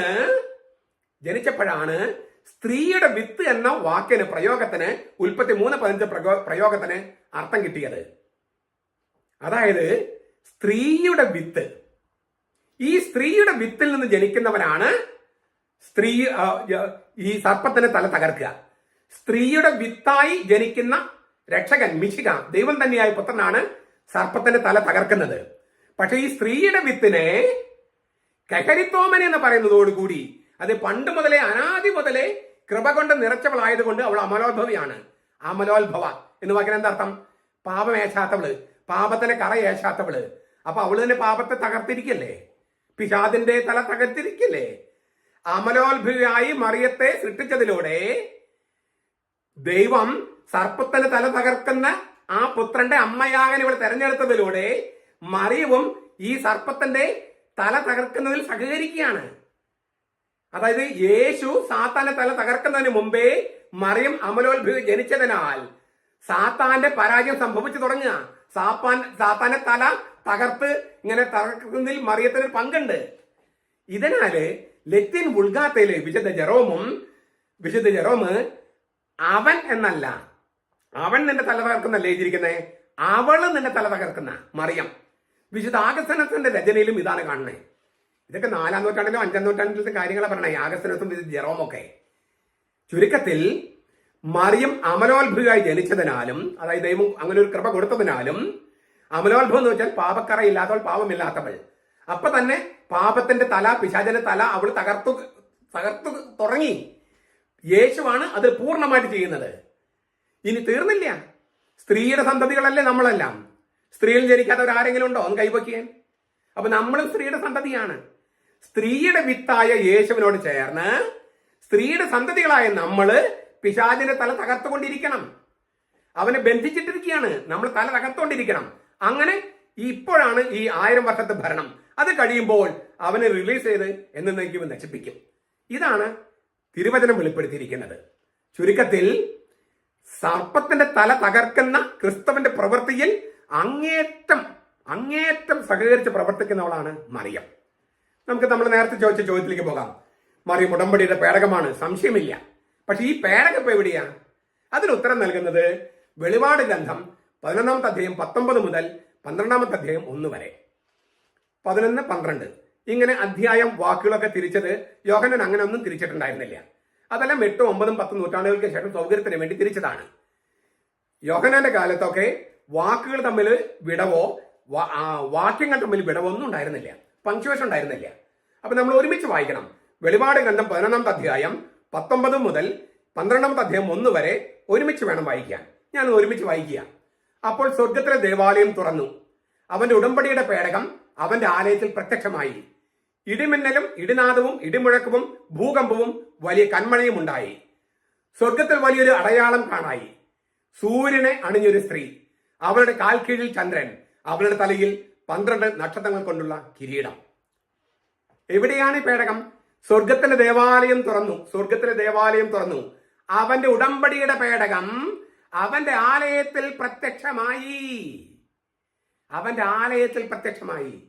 BC 587 ബാബിലോണിയക്കാർ ജെറൂസലമിൽ വന്ന് ജെറൂസലം നഗരത്തെ തകർത്ത് ജെറൂസലം ദേവാലയത്തിൽ തീയിട്ടപ്പോൾ യെരമ്യ പ്രവാചകൻ ദേവാലയത്തിനുള്ളിലിരുന്ന ഉടമ്പടിയുടെ പേടകം എടുത്ത് എവിടെയോ ഒളിച്ചു വെച്ചു. ആർക്കും അറിയില്ല എവിടെയാണെന്ന്. പിന്നെ ഉടമ്പടിയുടെ പേടകത്തെ കുറിച്ച് പഴയ നിയമത്തിൽ നമ്മൾ കാണുന്നേ ഇല്ല. പിന്നെ ഉടമ്പടിയുടെ പേടകം ആദ്യമായിട്ട് കാണുന്നത് എവിടെയാ? വെളിപാട് ഗ്രന്ഥത്തില് 11-ാമത്തെ അധ്യായം 19-ഉം 12-ാമത്തെ അധ്യായം 1 വാക്യങ്ങളില് ഉടമ്പടിയുടെ പേടകം സ്വർഗത്തിൽ ദേവാലയത്തില്. എന്നിട്ട് നമ്മൾ ഉടമ്പടിയുടെ പേടകം നമ്മൾ നോക്കുമ്പോൾ എന്താ കാണുന്നത്? സൂര്യനെ അണിഞ്ഞൊരു സ്ത്രീ, അവളുടെ കാൽ കീഴിൽ ചന്ദ്രൻ, അവളുടെ തലയിൽ 12 നക്ഷത്രങ്ങൾ കൊണ്ടുള്ള കിരീടം. ഈ സ്ത്രീ സഭയാണ്, ഇസ്രായേലാണെന്ന വ്യാഖ്യാനങ്ങളൊക്കെ ശരി തന്നെയാണ്. പക്ഷേ മറിയുമാണ്. മറിയു അല്ലേ അവളുടെ ശിശു അല്ലേ മിശിഹ? ആ മിശിഹായെ കുറിച്ച് ഒരുപാട് കാര്യങ്ങൾ അവിടെ എഴുതിയിട്ടില്ലേ? ഇസ്രായേലിനെ കുറിച്ച് എഴുതിയിട്ടുണ്ട്. ഒരു വ്യാഖ്യാനം മറ്റൊന്നിനെ ഖണ്ഡിക്കുന്നില്ല എന്ന് ഞാൻ 1000 വട്ടം പറഞ്ഞു കഴിഞ്ഞു. പല പൊരുളുകളും പല തട്ടുകളും ഉള്ളതാണ് തിരുവചനം. അതുകൊണ്ട് തിരുവചനം ആയിരിക്കുന്നേ പല തട്ടുകളും പല പൊരുളുകളും ഉണ്ട്. ഒരു വചനം മറ്റൊന്നിനെ ഖണ്ഡിക്കുന്നില്ല. ഇസ്രായേലിന്റെ പ്രതീകമാണ് സ്ത്രീ, സത്യം. സഭയുടെ പ്രതീകമാണ് സ്ത്രീ, സത്യം. പക്ഷെ ഇസ്രായേലിന്റെയും സഭയുടെയും പ്രതീകമാണ് മറിയം, അല്ലേ? കർത്താവിന്റെ വചനം കേട്ടത് പാലിക്കുന്നവർ ഭാഗ്യവാന്മാർ. ആ ഭാഗ്യം മറിയത്തിൻ്റെതല്ലേ? അപ്പൊ ഇസ്രായേലിന്റെയും സഭയുടെയും പ്രതീകം തന്നെയാണ് മറിയം. ഏറ്റവും ചേരുന്ന പ്രതീകം, അതായത് ഈ സ്ത്രീ എന്ന് പറയുന്നത് മറിയം തന്നെയാണ്. സ്ത്രീയും നീയും സ്ത്രീയും തമ്മിലും, ഇവിടെയും സ്ത്രീ എന്ന് പറഞ്ഞിരിക്കുന്നു. കാനായില് യേശു മറിയത്തെ സ്ത്രീ എന്ന് വിളിക്കുന്നു, ഇവിടെയും സ്ത്രീ എന്ന് പറയുന്നു. കുരിശിന് താഴെ മറിയത്തെ സ്ത്രീ എന്ന് വിളിക്കുന്നു, ഇവിടെയും സ്ത്രീ എന്ന് പറയുന്നു. ചുരുക്കത്തിൽ ഉൽപ്പത്തി പുസ്തകത്തിൽ സ്ത്രീ, കാനായില് സ്ത്രീ, കുരിശിന് താഴെ സ്ത്രീ, സ്വർഗത്തിൽ സ്ത്രീ. ഇത് 4 ഒരാളെ കുറിച്ചല്ലേ? 4 ഒരാളെ കുറിച്ചല്ലേ? അപ്പോൾ ഈ ഉടമ്പടിയുടെ പേടകം എവിടെയാണ്? സ്വർഗത്തിലെ. ആ ഉടമ്പടിയുടെ പേടകം ആരാണ്? സൂര്യനെ വസ്ത്രമായി അണിഞ്ഞ സ്ത്രീ. ചിലര് സൂര്യനെ ഭഗവാൻ എന്ന് കണക്കാക്കുന്നുണ്ട്. ഈ സ്ത്രീ സൂര്യ ഭഗവാനെ വസ്ത്രമായിട്ട് കൊടുത്തിരിക്കുന്നത്. ചിലര് ചന്ദ്രനെ ആരാധിക്കുന്ന പോലെയുണ്ട് ചില മതങ്ങള്. ഇവിടെ കാൽക്കീഴിലാണ്, മറിയത്തിന്റെ കാൽക്കീഴിലാണ് ചന്ദ്രൻ. ആ ചന്ദ്രനെ ആരാധിക്കുന്നവരുടെ മേലെ ആധിപത്യം നേടും മറിയം എന്നും കൂടി അതിന് അർത്ഥമുണ്ടെന്നൊക്കെയാണ് ചില വ്യാഖ്യാനം. ഫാത്തിമയില് മറിയം പ്രത്യക്ഷപ്പെട്ടതിനും അങ്ങനെ ഒരു വ്യാഖ്യാനമുണ്ട്. ഫാത്തിമ മുഹമ്മദുമായിട്ട് ബന്ധപ്പെട്ടതാണല്ലോ ഫാത്തിമ. അപ്പൊ ഫാത്തിമയിൽ ബന്ധപ്പെട്ടതിന് അങ്ങനെ ഒരു അർത്ഥം കൂടിയുണ്ട്. അതൊക്കെ പോട്ടെ. അപ്പോ ഈ സ്വർഗത്തിലാണ് ഉടമ്പടിയുടെ പേടകം. തീർന്നില്ല, ഒരു ചോദ്യം ബാക്കി എപ്പോഴും ഉണ്ട്. ആത്മശരീരങ്ങളോടെയാണ്, അതായത് ഉടലോടെയാണെന്നതിന് എന്താ ഉറപ്പ്? അല്ലെങ്കിൽ അതിന് എന്താ തെളിവ്? അതിന് തെളിവാണ് ലൂക്കായുടെ സുവിശേഷം 11-ാമത്തെ അധ്യായം 27-28 വാക്യങ്ങൾ. 27-28 വാക്യങ്ങൾ.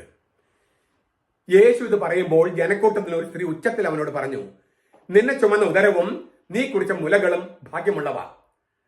യേശു അതിന് മറുപടി പറഞ്ഞു, തീർച്ചയായും ദൈവത്തിന്റെ വചനം കേട്ട് പ്രമാണിക്കുന്നവർ അത്രേ, പാലിക്കുന്നവർ അത്രേ കൂടുതൽ ഭാഗ്യവാന്മാർ. ഇതിന് ചില തർജ്ജമയിൽ ചെറിയൊരു പ്രശ്നമുണ്ട്. തർജ്ജമയില് ഗ്രീക്കിലില്ല. അപ്പൊ അതുകൊണ്ട് അത് പറഞ്ഞിട്ട് നമുക്ക് ഇതിന്റെ വിശദാംശത്തിൽ കിടക്കാം. സത്യവേദ പുസ്തകത്തിൽ അല്ല, അതായത് നിന്നെ ചുമന്ന ഉദരവും നീ കുടിച്ച മുലകളും ഭാഗ്യമുള്ളവെന്ന് പറയുമ്പോൾ യേശു മറുപടി പറയാണ്, അല്ല, ദൈവത്തിന്റെ വചനം കേട്ട് പ്രമാണിക്കുന്നവർ അത്രയും കൂടുതൽ ഭാഗ്യവാന്മാർ. അങ്ങനെയാണ് സത്യവേദ പുസ്തകത്തില്. ഈ POC ബൈബിളിൽ അല്ല എന്ന വാക്കില്ല. ദൈവത്തിന്റെ വചനം കേട്ട് പാലിക്കുന്നവർ എത്രേ കൂടുതൽ ഭാഗ്യവാന്മാർ. ഇവിടെ മേനൂൻ എന്നൊരു വാക്കുണ്ട്. അതാണ് ഈ സത്യവേദ പുസ്തകത്തിൽ അല്ല എന്ന് തർജ്ജമ ചെയ്തിരിക്കുന്നത്. മേനൂൻ. ആ ഗ്രീക്ക് വാക്കിന് അല്ല എന്ന അർത്ഥമുണ്ട്. റേദർ എന്നാണ്. തീർത്തും അല്ല എന്നല്ല, അതിനേക്കാൾ എന്നർത്ഥമാണ്. മച്ച് മോർ, അതിനേക്കാൾ, അങ്ങനെ ഒരു അർത്ഥമുണ്ട്. അല്ല, അങ്ങനെ ഒരു അർത്ഥമുണ്ട്. മച്ച് മോർ, അതിനേക്കാൾ നല്ലത് എന്ന അർത്ഥമുണ്ട്. Much more. On the contrary എന്നർത്ഥമുണ്ട്. പ്രത്യുത. ഇൻഡീഡ്, തീർച്ചയായും എന്നർത്ഥമുണ്ട്. ഞാൻ അങ്ങനെ തർജ്ജമ ചെയ്തേ. അതേ എന്നർത്ഥമുണ്ട്. യാ. അപ്പൊ മേനൂൻ എന്ന വാക്കിന് അല്ല എന്നർത്ഥമുണ്ട്, അതിനേക്കാൾ എന്നർത്ഥമുണ്ട്, പ്രത്യുത എന്നർത്ഥമുണ്ട്, തീർച്ചയായും എന്നർത്ഥമുണ്ട്, അതേ എന്നർത്ഥമുണ്ട്. അപ്പൊ നമുക്ക് ഈ അല്ല എന്ന് ചിലർ തർജ്ജമ ചെയ്തിട്ടുണ്ട്. ആ അല്ല എന്ന് പറഞ്ഞാലും തൊട്ടടുത്ത വാക്യത്തിൽ എന്താണ്? ദൈവത്തിന്റെ വചനം കേട്ട് പാലിക്കുന്നവരത്തെ കൂടുതൽ ഭാഗ്യവാന്മാർ. അത് മറിയത്തിനല്ലേ ഏറ്റവും ചേരുക. നമ്മൾ പറഞ്ഞു കഴിഞ്ഞു 2 പ്രാവശ്യം. വിശ്വസിച്ചവൾ ഭാഗ്യവതി. കർത്താവിന്റെ വചനം, കർത്താവ് അരുളി ചെയ്ത വചനങ്ങൾ വിശ്വസിച്ചവൾ ഭാഗ്യവതി. 1:45. മറിയം ഗബ്രിയേലാണ് എന്താ പറഞ്ഞത്? അങ്ങയുടെ വാക്ക് പോലെ എന്നിൽ ഭവിക്കട്ടെ. അപ്പോൾ ദൈവത്തിന്റെ വചനം കേട്ട് പാലിക്കുന്നവരത്തെ കൂടുതൽ ഭാഗ്യവാന്മാർ എന്ന യേശുവിന്റെ വചനം അല്ല എന്ന് തർജ്ജമ ചെയ്താൽ പോലും അത് മറിയത്തിനാണ് ചേരുക. മറിയത്തിന് മാത്രമേ ചേരുള്ളൂ ഇത് ഏറ്റവും നന്നായിട്ട്. അപ്പൊ അതുകൊണ്ട് അല്ല എന്നുള്ളത് നിഷേധമല്ല. അതുകൊണ്ട് അല്ല എന്ന തർജ്ജമയും ചേരില്ല. കാരണം ലൂക്കായുടെ സുവിശേഷത്തിൽ തന്നെയാണ് കിടക്കുന്നത്. ലൂക്കായുടെ സുവിശേഷത്തിൽ തന്നെയാണ് കിടക്കുന്നത് കർത്താവ് അരുളി ചെയ്ത വചനം വിശ്വസിച്ചവൾ ഭാഗ്യവതി എന്ന്. അങ്ങയുടെ വചനം പോലെ എന്നിലാകട്ടെ എന്നും മറിയം പറഞ്ഞതും ലൂക്കായുടെ സുവിശേഷത്തിലാണ്. അതുകൊണ്ട് സത്യവേദ പുസ്തകത്തിൽ അല്ല എന്ന തർജ്ജമ തെറ്റാണ്. ലൂക്കായുടെ സുവിശേഷത്തിൽ തന്നെ ദൈവത്തിന്റെ വചനം കേട്ടത് പാലിക്കുന്നവർ, ദൈവത്തിന്റെ വചനം കേട്ടത് പാലിക്കുന്നവർ അത്ര കൂടുതൽ ഭാഗ്യവാന്മാർ എന്ന വചനം മറിയത്തിനാണ് ഏറ്റവും ചേരുക എന്ന് ലൂക്കാസ് തന്നെ എഴുതിയിട്ടുള്ളത് കൊണ്ട് ഇവിടെ മേനു എന്ന വാക്കിന് അതെ എന്നോ തീർച്ചയായും എന്ന തർജ്ജമ വേണം. സത്യവേദ പുസ്തകത്തിലെ അല്ല എന്ന തർജ്ജമ തെറ്റാണ്. ഇനി നമുക്ക് ഇതിന്റെ തർജ്ജമയുടെ പ്രശ്നം തീർന്നല്ലോ. ഇനി നമുക്ക് ആ വാക്കുകൾ അനലൈസ് ചെയ്യാം. യേശു പ്രസംഗിച്ചുകൊണ്ടിരിക്കുമ്പോൾ ഒരു സ്ത്രീ പറയാണ്, നിന്നെ വഹിച്ച ഉദരം, നീ കുടിച്ച മുലകൾ ഭാഗ്യപ്പെട്ടത്. ഉദരം, മുലകൾ, ഇത് രണ്ട് വാക്കുകൾ ചേർത്തിട്ട് ഒറ്റ ഒരു യാഥാർത്ഥ്യത പറയാണ്. ഇപ്പൊ ലോകം എന്നതിന് ഹീബ്രുവിൽ ഒരു വാക്കില്ല. അപ്പൊ ലോകം എന്ന ആശയം പങ്കുവയ്ക്കാൻ അവരെന്ത് ചെയ്യാം? ആകാശങ്ങളും ഭൂമിയും. ആകാശം ഭൂമി എന്ന് പറഞ്ഞാൽ ലോകം, സകല ലോകവും എന്നർത്ഥം. ആബാലവൃദ്ധം ജനങ്ങൾ നമ്മൾ പറയും. ദരിദ്രരും ധനികരും എന്ന് പറയും. അതായത് ധനികരും ദരിദ്രരും മിഡിൽ ക്ലാസ്സിനെ ഉപേക്ഷിച്ചിട്ടാണോ? അല്ല, ധനികരും ദരിദ്രരും എന്ന് വെച്ചാൽ എല്ലാ മനുഷ്യരും. ആബാലവൃദ്ധം, ബാലന്മാരും വൃദ്ധന്മാരും. അപ്പൊ അതിനിടയ്ക്കുള്ളവരോ എല്ലാവരും ഉൾപ്പെടുത്തിയിരിക്കുന്നു. അപ്പൊ ഇങ്ങനെ രണ്ട് വാക്കുകൾ കൊണ്ട് ഒരു യാഥാർത്ഥ്യത്തെ ചിഹ്നപ്പെടുത്തുക, അതിനാണ് സെമിറ്റിസം എന്ന് പറയുക. സെമിറ്റിസം, നന്മ തിന്മകളെ കുറിച്ചുള്ള അറിവിന്റെ വൃക്ഷം. നന്മ തിന്മ എന്ന് വെച്ചാൽ സമ്പൂർണ്ണ അറിവ് നൽകുന്ന, അറിവിന്റെ ഓട്ടോണമസ് കൺട്രോൾ ഉള്ള ആ വൃക്ഷം നിങ്ങൾ ഭക്ഷിക്കരുതെന്നാ പറഞ്ഞത്. ഇത് എല്ലാ അറിവും എന്റെ നിയന്ത്രണത്തിലാക്കണമെന്ന മട്ടിൽ നിങ്ങൾ പരിശ്രമിക്കരുത്. അപ്പൊ നന്മ തിന്മ, ധനികരും ദരിദ്രരും, പിന്നെ ആബാലവൃദ്ധം, അങ്ങനെയൊക്കെ പറയുന്നത് പോലെ ഒരു വാക്കാണ് നമ്മൾ ശരീരം രക്തം. അങ്ങനെ പറയും, ഇതെന്റെ ശരീരമാണ്, ഇതെന്റെ രക്തമാണെന്ന് പറഞ്ഞാൽ ഞാനാണെന്നർത്ഥം. ഇത് ഞാനാണ്. തിരിച്ചിരിച്ച് പറഞ്ഞിരിക്കുന്നതിന് കാരണം കർത്താവ് മരിച്ചു ഉത്ഥാനം ചെയ്തുകൊണ്ടാണ്. അപ്പോൾ ഇത് ഞാനാണ് എന്നതിന് ശരീരമാണ് രക്തമാണെന്ന് പറയുന്നത് പോലെ മാംസരക്തങ്ങളല്ല നിനക്കത് വെളിപ്പെടുത്തിയത്. മാംസവും രക്തം എന്ന് പറഞ്ഞാൽ മാംസരക്തം വെളിപ്പെടുത്തുവോ? മാംസരക്തം എന്ന് പറഞ്ഞാൽ മനുഷ്യൻ എന്നർത്ഥം. അപ്പോൾ മാംസരക്തം, നന്മ തിന്മ, ആബാലവൃദ്ധം, ധനികരം ദരിദ്രം, ഇങ്ങനെയൊക്കെ രണ്ട് വാക്കുകൾ കൊണ്ട് ഒരു യാഥാർത്ഥ്യത്തെ പറയുന്നത് പോലെ അങ്ങനത്തെ ഒരു വാക്കാണ് നിന്റെ ഉദരം, നിന്റെ മുലകള് എന്ന് വെച്ചാൽ നിന്റെ ശരീരം. നിന്റെ ശരീരം, അതായത് യേശുവിനോടാണ് പറയണേ ഈ സ്ത്രീ, നിന്നെ വഹിച്ച ഉദരം, നിനക്ക് പാല് തന്ന മുലകള്, അതായത് നിന്റെ അമ്മയുടെ ശരീരം അത്രയും ഭാഗ്യപ്പെട്ടതാണ്. നിന്റെ അമ്മയുടെ ശരീരം, അമ്മയുടെ ശരീരം. ഞാനത് ആവർത്തിക്കുന്നതിന് കാരണം മറിയം ഉടലോടെ സ്വർഗത്തിൽ പോയതിന് വലിയ ശക്തമായ തെളിവാണ്, തിരുവചനത്തെ തെളിവാണിത്. നിന്റെ അമ്മയുടെ ശരീരം ഭാഗ്യപ്പെട്ടത്. അമ്മയുടെ ഉദരവും മുല എന്ന് വെച്ചാൽ ഉദരം മുല മാത്രമല്ല, ശരീരം മുഴുവൻ, അവളുടെ ദേഹം മുഴുവൻ, അത് ഭാഗ്യം ചെയ്തതാണ്. നീ അതിന്റെ ഉള്ളിലാണ് കിടന്നത്. ദൈവം തന്നെയായ പുത്രൻ അവളുടെ ഗർഭത്തിൽ കിടന്നു, അവന്റെ മുലകളാണ് കുടിച്ചത്. അതിനാൽ അവൾ ഭാഗ്യം ചെയ്ത സ്ത്രീയാണ്.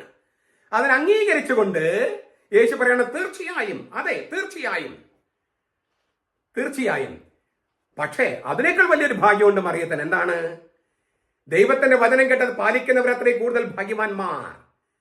അതായത് എനിക്ക് ശാരീരിക ജന്മം നൽകി എന്നുള്ളത് മഹാഭാഗ്യം തന്നെ. പക്ഷെ അതിനേക്കാൾ വലിയൊരു ആത്മീയ ഭാഗ്യമുണ്ട് മറിയത്തിന്. ദൈവത്തിന്റെ വചനം കേട്ട് പാലിക്കുന്നവർ കൂടുതൽ ഭാഗ്യവാന്മാർ.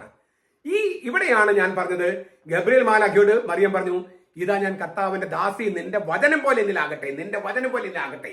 മറിയം അനുസരിച്ചു, വിശ്വസിച്ചു. കർത്താവ് അരുളി ചെയ്ത കാര്യങ്ങൾ വിശ്വസിച്ചവൾ ഭാഗ്യവതി. മറിയത്തേക്കാൾ, അതായത് ദൈവത്തിന്റെ വചനം കേട്ടത് പാലിക്കുന്നവർ അത്രേ ഭാഗ്യവാന്മാർ. ആ വചനം മറിയത്തിന് ചേരുന്ന അത്രയും വേറെ ആർക്കും ചേരില്ല. കാരണം തിരുവചനം അത്ര ശക്തമായിട്ടാണ് പറയുന്നത്. അപ്പോൾ മറിയത്തിന്റെ ആത്മാവും ഭാഗ്യമുള്ളത് വിശ്വാസം മൂലം, മറിയത്തിന്റെ ശരീരം ഭാഗ്യമുള്ളത് യേശുവിനെ ഗർഭത്തിൽ വഹിക്കുകയും അവന് മുലപ്പാല് കൊടുക്കുകയും ചെയ്തതുകൊണ്ട്. ഇത് തിരുവചനമല്ലേ? നിന്റെ ശരീരം ഭാഗ്യപ്പെട്ടത്, നിന്നെ വഹിച്ച ഉദരവും നിനക്ക് മുലപ്പാല് തന്ന മുലകളും ഭാഗ്യമുള്ളവ എന്ന് തിരുവചനത്തിലല്ലേ ഉള്ളത്? അതിനെ അംഗീകരിച്ചുകൊണ്ടാണ് യേശു പറയുന്നത് അതിനേക്കാൾ വലിയൊരു ഭാഗ്യം കൂടി മറിയത്തിനുണ്ട്. ദൈവത്തിന്റെ വചനം കേട്ടത് പാലിച്ച കൂടുതൽ ഭാഗ്യവാന്മാരെ കൂട്ടത്തിൽ ഒന്നാം സ്ഥാനത്താണ് മറിയം.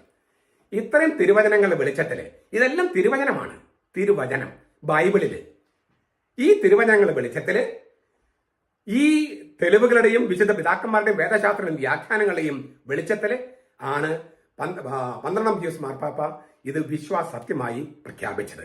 അതുകൊണ്ട് തന്നെ കത്തോലിക്കര് മാത്രമല്ല, അകത്തോലിക്ക, പ്രോട്ടസ്റ്റന്റ്, ഓർത്തഡോക്സ്, യാക്കോബായ, അതുപോലെ മറ്റു ഓർത്തഡോക്സ് സഭകൾ മാത്രമല്ല, പ്രോട്ടസ്റ്റന്റ് സഭകളിൽ ലൂതറൻസ്, ആംഗ്ലിക്കൻസ് ഒക്കെ ഈ തിരുനാൾ ആഘോഷിക്കുന്നുണ്ട്. ക്രിസ്തീയ പാരമ്പര്യമുള്ളവരൊക്കെ ഈ തിരുനാൾ ആഘോഷിക്കുന്നുണ്ട്.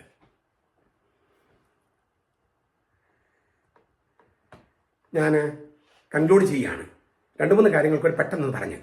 കത്തോലിക്ക സഭയുടെ മതബോധനത്തിൽ 963 മുതൽ 966 വരെ രക്ഷകന്റെ അമ്മ, ഈ പറഞ്ഞ കാര്യങ്ങളെല്ലാം ഞാൻ ഒന്ന് സംഗ്രഹിച്ചിരിക്കുകയാണ്. ഈ കത്തോലിക്ക സഭയുടെ മതബോധനത്തിൽ രക്ഷകന്റെ അമ്മ, ദൈവമാതാവ്, ക്രിസ്തുവിന്റെ അമ്മ, ക്രിസ്തുവിന്റെ അംഗങ്ങൾ, രക്ഷകന്റെ അമ്മ, ദൈവമാതാവ്, ക്രിസ്തുവിന്റെ അംഗങ്ങളുടെ അമ്മയാണ്. സഭയുടെ ശിരസായ യേശുവും അവന്റെ ശിഷ്യന്മാർ അംഗമായ സഭയിലെ ജനത്തിന് തന്റെ സ്നേഹത്താൽ സംയോജിപ്പിക്കപ്പെട്ടിരിക്കുന്നതിനാൽ ക്രിസ്തുവിന്റെ അമ്മയായ മറിയം സഭയുടെ മാതാവുമാണ്. സഭയിൽ മറിയത്തിന്റെ ദൗത്യം ക്രിസ്തുവുമായുള്ള ഐക്യതയിൽ നിന്ന് വേർതിരിക്കാൻ കഴിയില്ല. ക്രിസ്തുവുമായുള്ള ഐക്യതയിൽ നിന്ന് നേരിട്ട് ഉളവാകുന്നതാണ് മറിയത്തിന്റെ റോള്. രക്ഷാചരിത്രത്തിൽ തന്റെ പുത്രനോടുള്ള അമ്മയുടെ ഐക്യത ക്രിസ്തുവിനെ കന്യയുടെ ഗർഭത്തിൽ വഹിച്ചത് മുതൽ ക്രൂശാരോഹണം വരെ വളരെ വ്യക്തമായി ആവിഷ്കരിക്കപ്പെട്ടിട്ടുണ്ട്. തെളിവുകൾ ഇനി പറയേണ്ട കാര്യമില്ല, അത്ര അധികമുണ്ട്. ഉത്ഭവപാപത്തിന്റെ കറയിൽ നിന്ന് മാറ്റി നിർത്തപ്പെട്ട അമലോത്ഭവ കന്യക തന്റെ ഭൗമിക ജീവിതത്തിന്റെ അവസാനത്തില് സ്വർഗീയ തേജസ്സിലേക്ക് ആത്മശരീരങ്ങളോട് എടുക്കപ്പെട്ടു. അതിന് തെളിവുകൾ ഞാൻ നൽകിക്കഴിഞ്ഞു, തിരുവചനത്തിലെ തെളിവുകൾ. അവിടെ പാപത്തെയും മരണത്തെയും പരാജയപ്പെടുത്തിയവനും കർത്താക്കന്മാരുടെ കർത്താവുമായ തന്റെ പുത്രനോട് പൂർണ്ണമായും അനുരൂപമാകാൻ വേണ്ടി എല്ലാത്തിന്റെയും രാജ്ഞിയായി, അവളുടെ തലയിൽ 12 നക്ഷത്രങ്ങൾ കൊണ്ടുള്ള കിരീടം രാജ്ഞിയായി കർത്താവ് തന്നെ അവളെ ഉയർത്തി. അവളുടെ പുത്രന്റെ തിരുവുത്ഥാനത്തിൽ ഇതപരിതം ഉണ്ടായിട്ടില്ലാത്ത പങ്കുചേരണം മറ്റെല്ലാ ക്രിസ്ത്യാനികളുടെയും ഉത്ഥാനത്തിന് മുൻ ആസ്വാദനവുമാണ് മറിയത്തിന്റെ സ്വർഗ സംവഹനം. ഞാൻ തുടക്കത്തില് കോരിന്തോസ് സഭയ്ക്കിന്റെ പൗലോസ് ലേഖനത്തിന്റെ വെളിച്ചത്തിൽ പറഞ്ഞതാണത്. കാനായിലും മറിയം ചെയ്ത മാതൃസഹജമായ ഇടപെടൽ, അവർക്ക് വീഞ്ഞില്ല എന്ന് മറിയം പറഞ്ഞു. അതുകൊണ്ട് മാത്രമാണ് സമയമായിട്ടില്ല എന്ന് പറഞ്ഞവൻ സമയമായിട്ടില്ലെങ്കിൽ പോലും മറിയത്തിന്റെ വാക്ക് കേട്ട് അവിടെ മേൽത്തരം വീഞ്ഞുണ്ടാക്കി കൊടുത്തത്. മറിയം ഇടപെട്ടില്ലായിരുന്നെങ്കിൽ യേശു അവിടെ മേൽത്തരം വീഞ്ഞ് കൊടുക്കില്ലായിരുന്നു. ഞാൻ പറഞ്ഞു മേൽത്തരം വീഞ്ഞ് പരിശുദ്ധാത്മാവൻ പ്രതീകമാണെന്ന് പറഞ്ഞപ്പോൾ ഒരു ചേട്ടൻ ചോദിക്കുക, അപ്പൊ അവർ കുടിച്ചത് പരിശുദ്ധാത്മാവിനെയാണോ എന്ന്. പ്രതീകം എന്ന വാക്കിന് അർത്ഥം അറിയാൻ പാടില്ല അവർക്ക്. പരിശുദ്ധാത്മാവിന്റെ പ്രതീകം എന്നാണ് ഞാൻ പറഞ്ഞത്, പരിശുദ്ധാത്മാവാണെന്നല്ല. മേൽത്തരം വീഞ്ഞ് പരിശുദ്ധാത്മാവിന്റെ പ്രതീകമാണെന്നാണ് പറഞ്ഞത്. സമയമാകാത്തവൻ സമയത്തിനുള്ളിൽ വരുന്നത് പരിശുദ്ധാത്മാവ് ദാനം നൽകാനാ. ആ ദാനത്തിന്റെ പ്രതീകമാണ് മേൽത്തരം വീഞ്ഞ് എന്നാണ് പറഞ്ഞത്. അതിന് തെളിവ് ഞാൻ മുമ്പ് പറഞ്ഞിട്ടുണ്ട്. പെന്തക്കോസ്തായില് പത്രോസ് പ്രസംഗിച്ചപ്പോൾ പുതുവീഞ്ഞ് കുടിച്ച് ഉന്മത്തരായിരിക്കുന്നു പറഞ്ഞു. പത്രോസ് പറഞ്ഞു പുതുവീഞ്ഞ് കുടിച്ചിട്ടല്ല, പരിശുദ്ധാത്മാവ് ചൊരിയപ്പെട്ടതാണ്. അപ്പൊ മേൽത്തരം വീഞ്ഞാണ്, പുതുവീഞ്ഞല്ല. മേൽത്തരം വീഞ്ഞെന്ന് പറഞ്ഞാൽ പരിശുദ്ധാത്മാവിന്റെ പ്രതീകമാണ്. ആ പരിശുദ്ധാത്മാവിന് നൽകുകയാണ് സഭ. മറിയത്തിന്റെ സ്ഥാനത്ത് നിന്ന് കർത്താവിൽ നിന്റെ പരിശുദ്ധാത്മാവിനെ അയക്കണമേ എന്ന്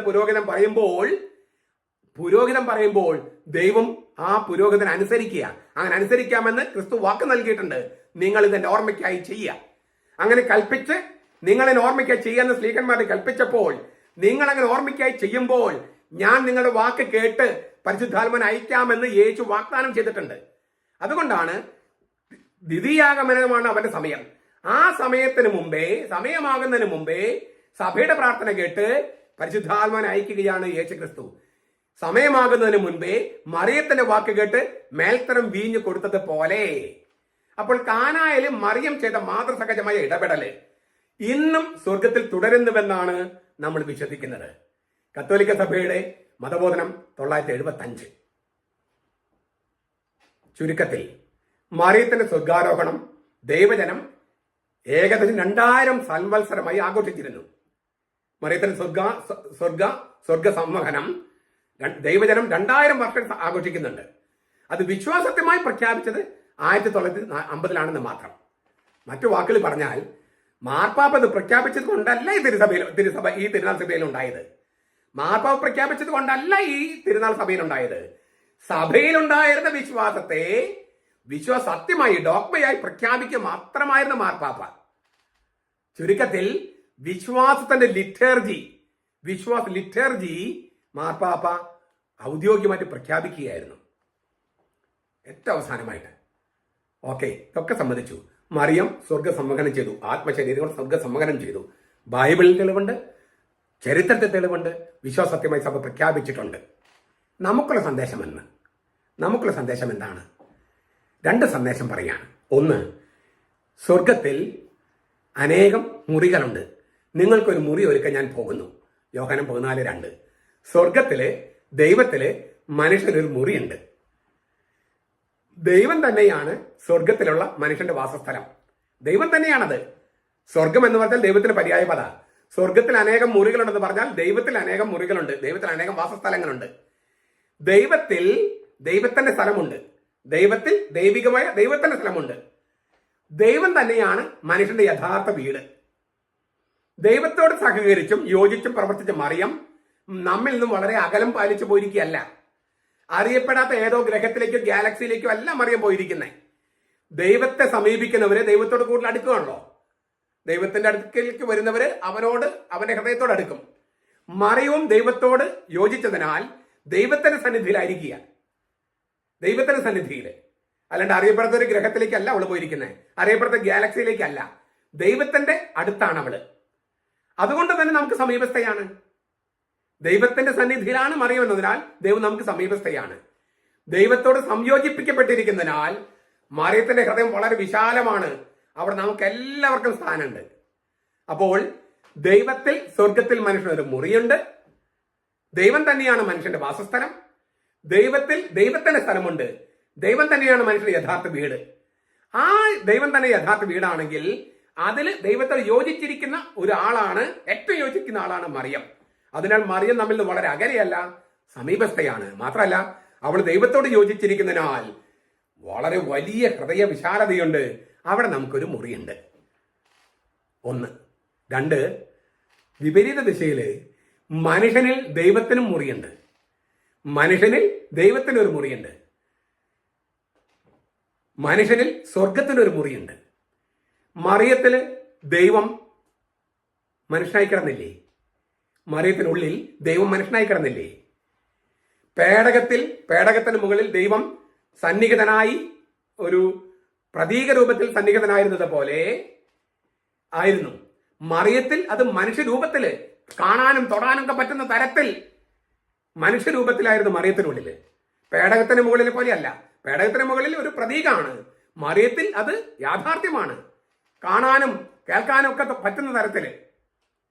ഇതുപോലെ മറിയത്തിനുള്ളിൽ ദൈവം തന്നെയായ പുത്രൻ കിടന്നതുപോലെ നമ്മുടെ ഉള്ളിലും ദൈവത്തിന്റെ വാസസ്ഥലമുണ്ട്. നമ്മളിൽ ദൈവത്തിന്റെ വാസസ്ഥലമുണ്ട്. അതിനാൽ തന്നെ ലോകത്തിന് വെളിച്ചമായിരിക്കാൻ നമുക്ക് പറ്റും. ഈ വാസസ്ഥലം സാക്ഷാത്കരിക്കപ്പെടുന്നത് വിശ്വാസം കൊണ്ടാണ്. ദൈവത്തിന് നമുക്ക് നമ്മുടെ ഉള്ളിലുള്ള സ്ഥലം, ആ മുറി സജ്ജമാക്കപ്പെടുന്നത് വിശ്വാസം മൂലമാണ്. അതായത് നമ്മുടെ അസ്തിത്വം, നമ്മുടെ ജീവിതം ദൈവത്തിനായി തുറന്നു കൊടുക്കുക, അതിനാണ് വിശ്വാസം എന്ന് പറയുന്നത്. The door of faith. നമ്മുടെ ജീവിതം, നമ്മുടെ അസ്തിത്വം ദൈവത്തിനായി തുറന്നു കൊടുക്കുക, അതിന് വിശ്വാസം എന്ന് പറയണേ. അങ്ങയുടെ വചനം പോലെ എന്നിലാകട്ടെ എന്ന് മറിയം പറഞ്ഞതുപോലെ അങ്ങയുടെ തിരികടം എന്നിലാകട്ടെ എന്ന് പറയുമ്പോൾ നമ്മൾ ദൈവത്തിനായി വിശ്വാസത്തിന് വാതിൽ തുറന്നു കൊടുക്കുക. അപ്പൊ എന്ത് സംഭവിക്കുന്നു?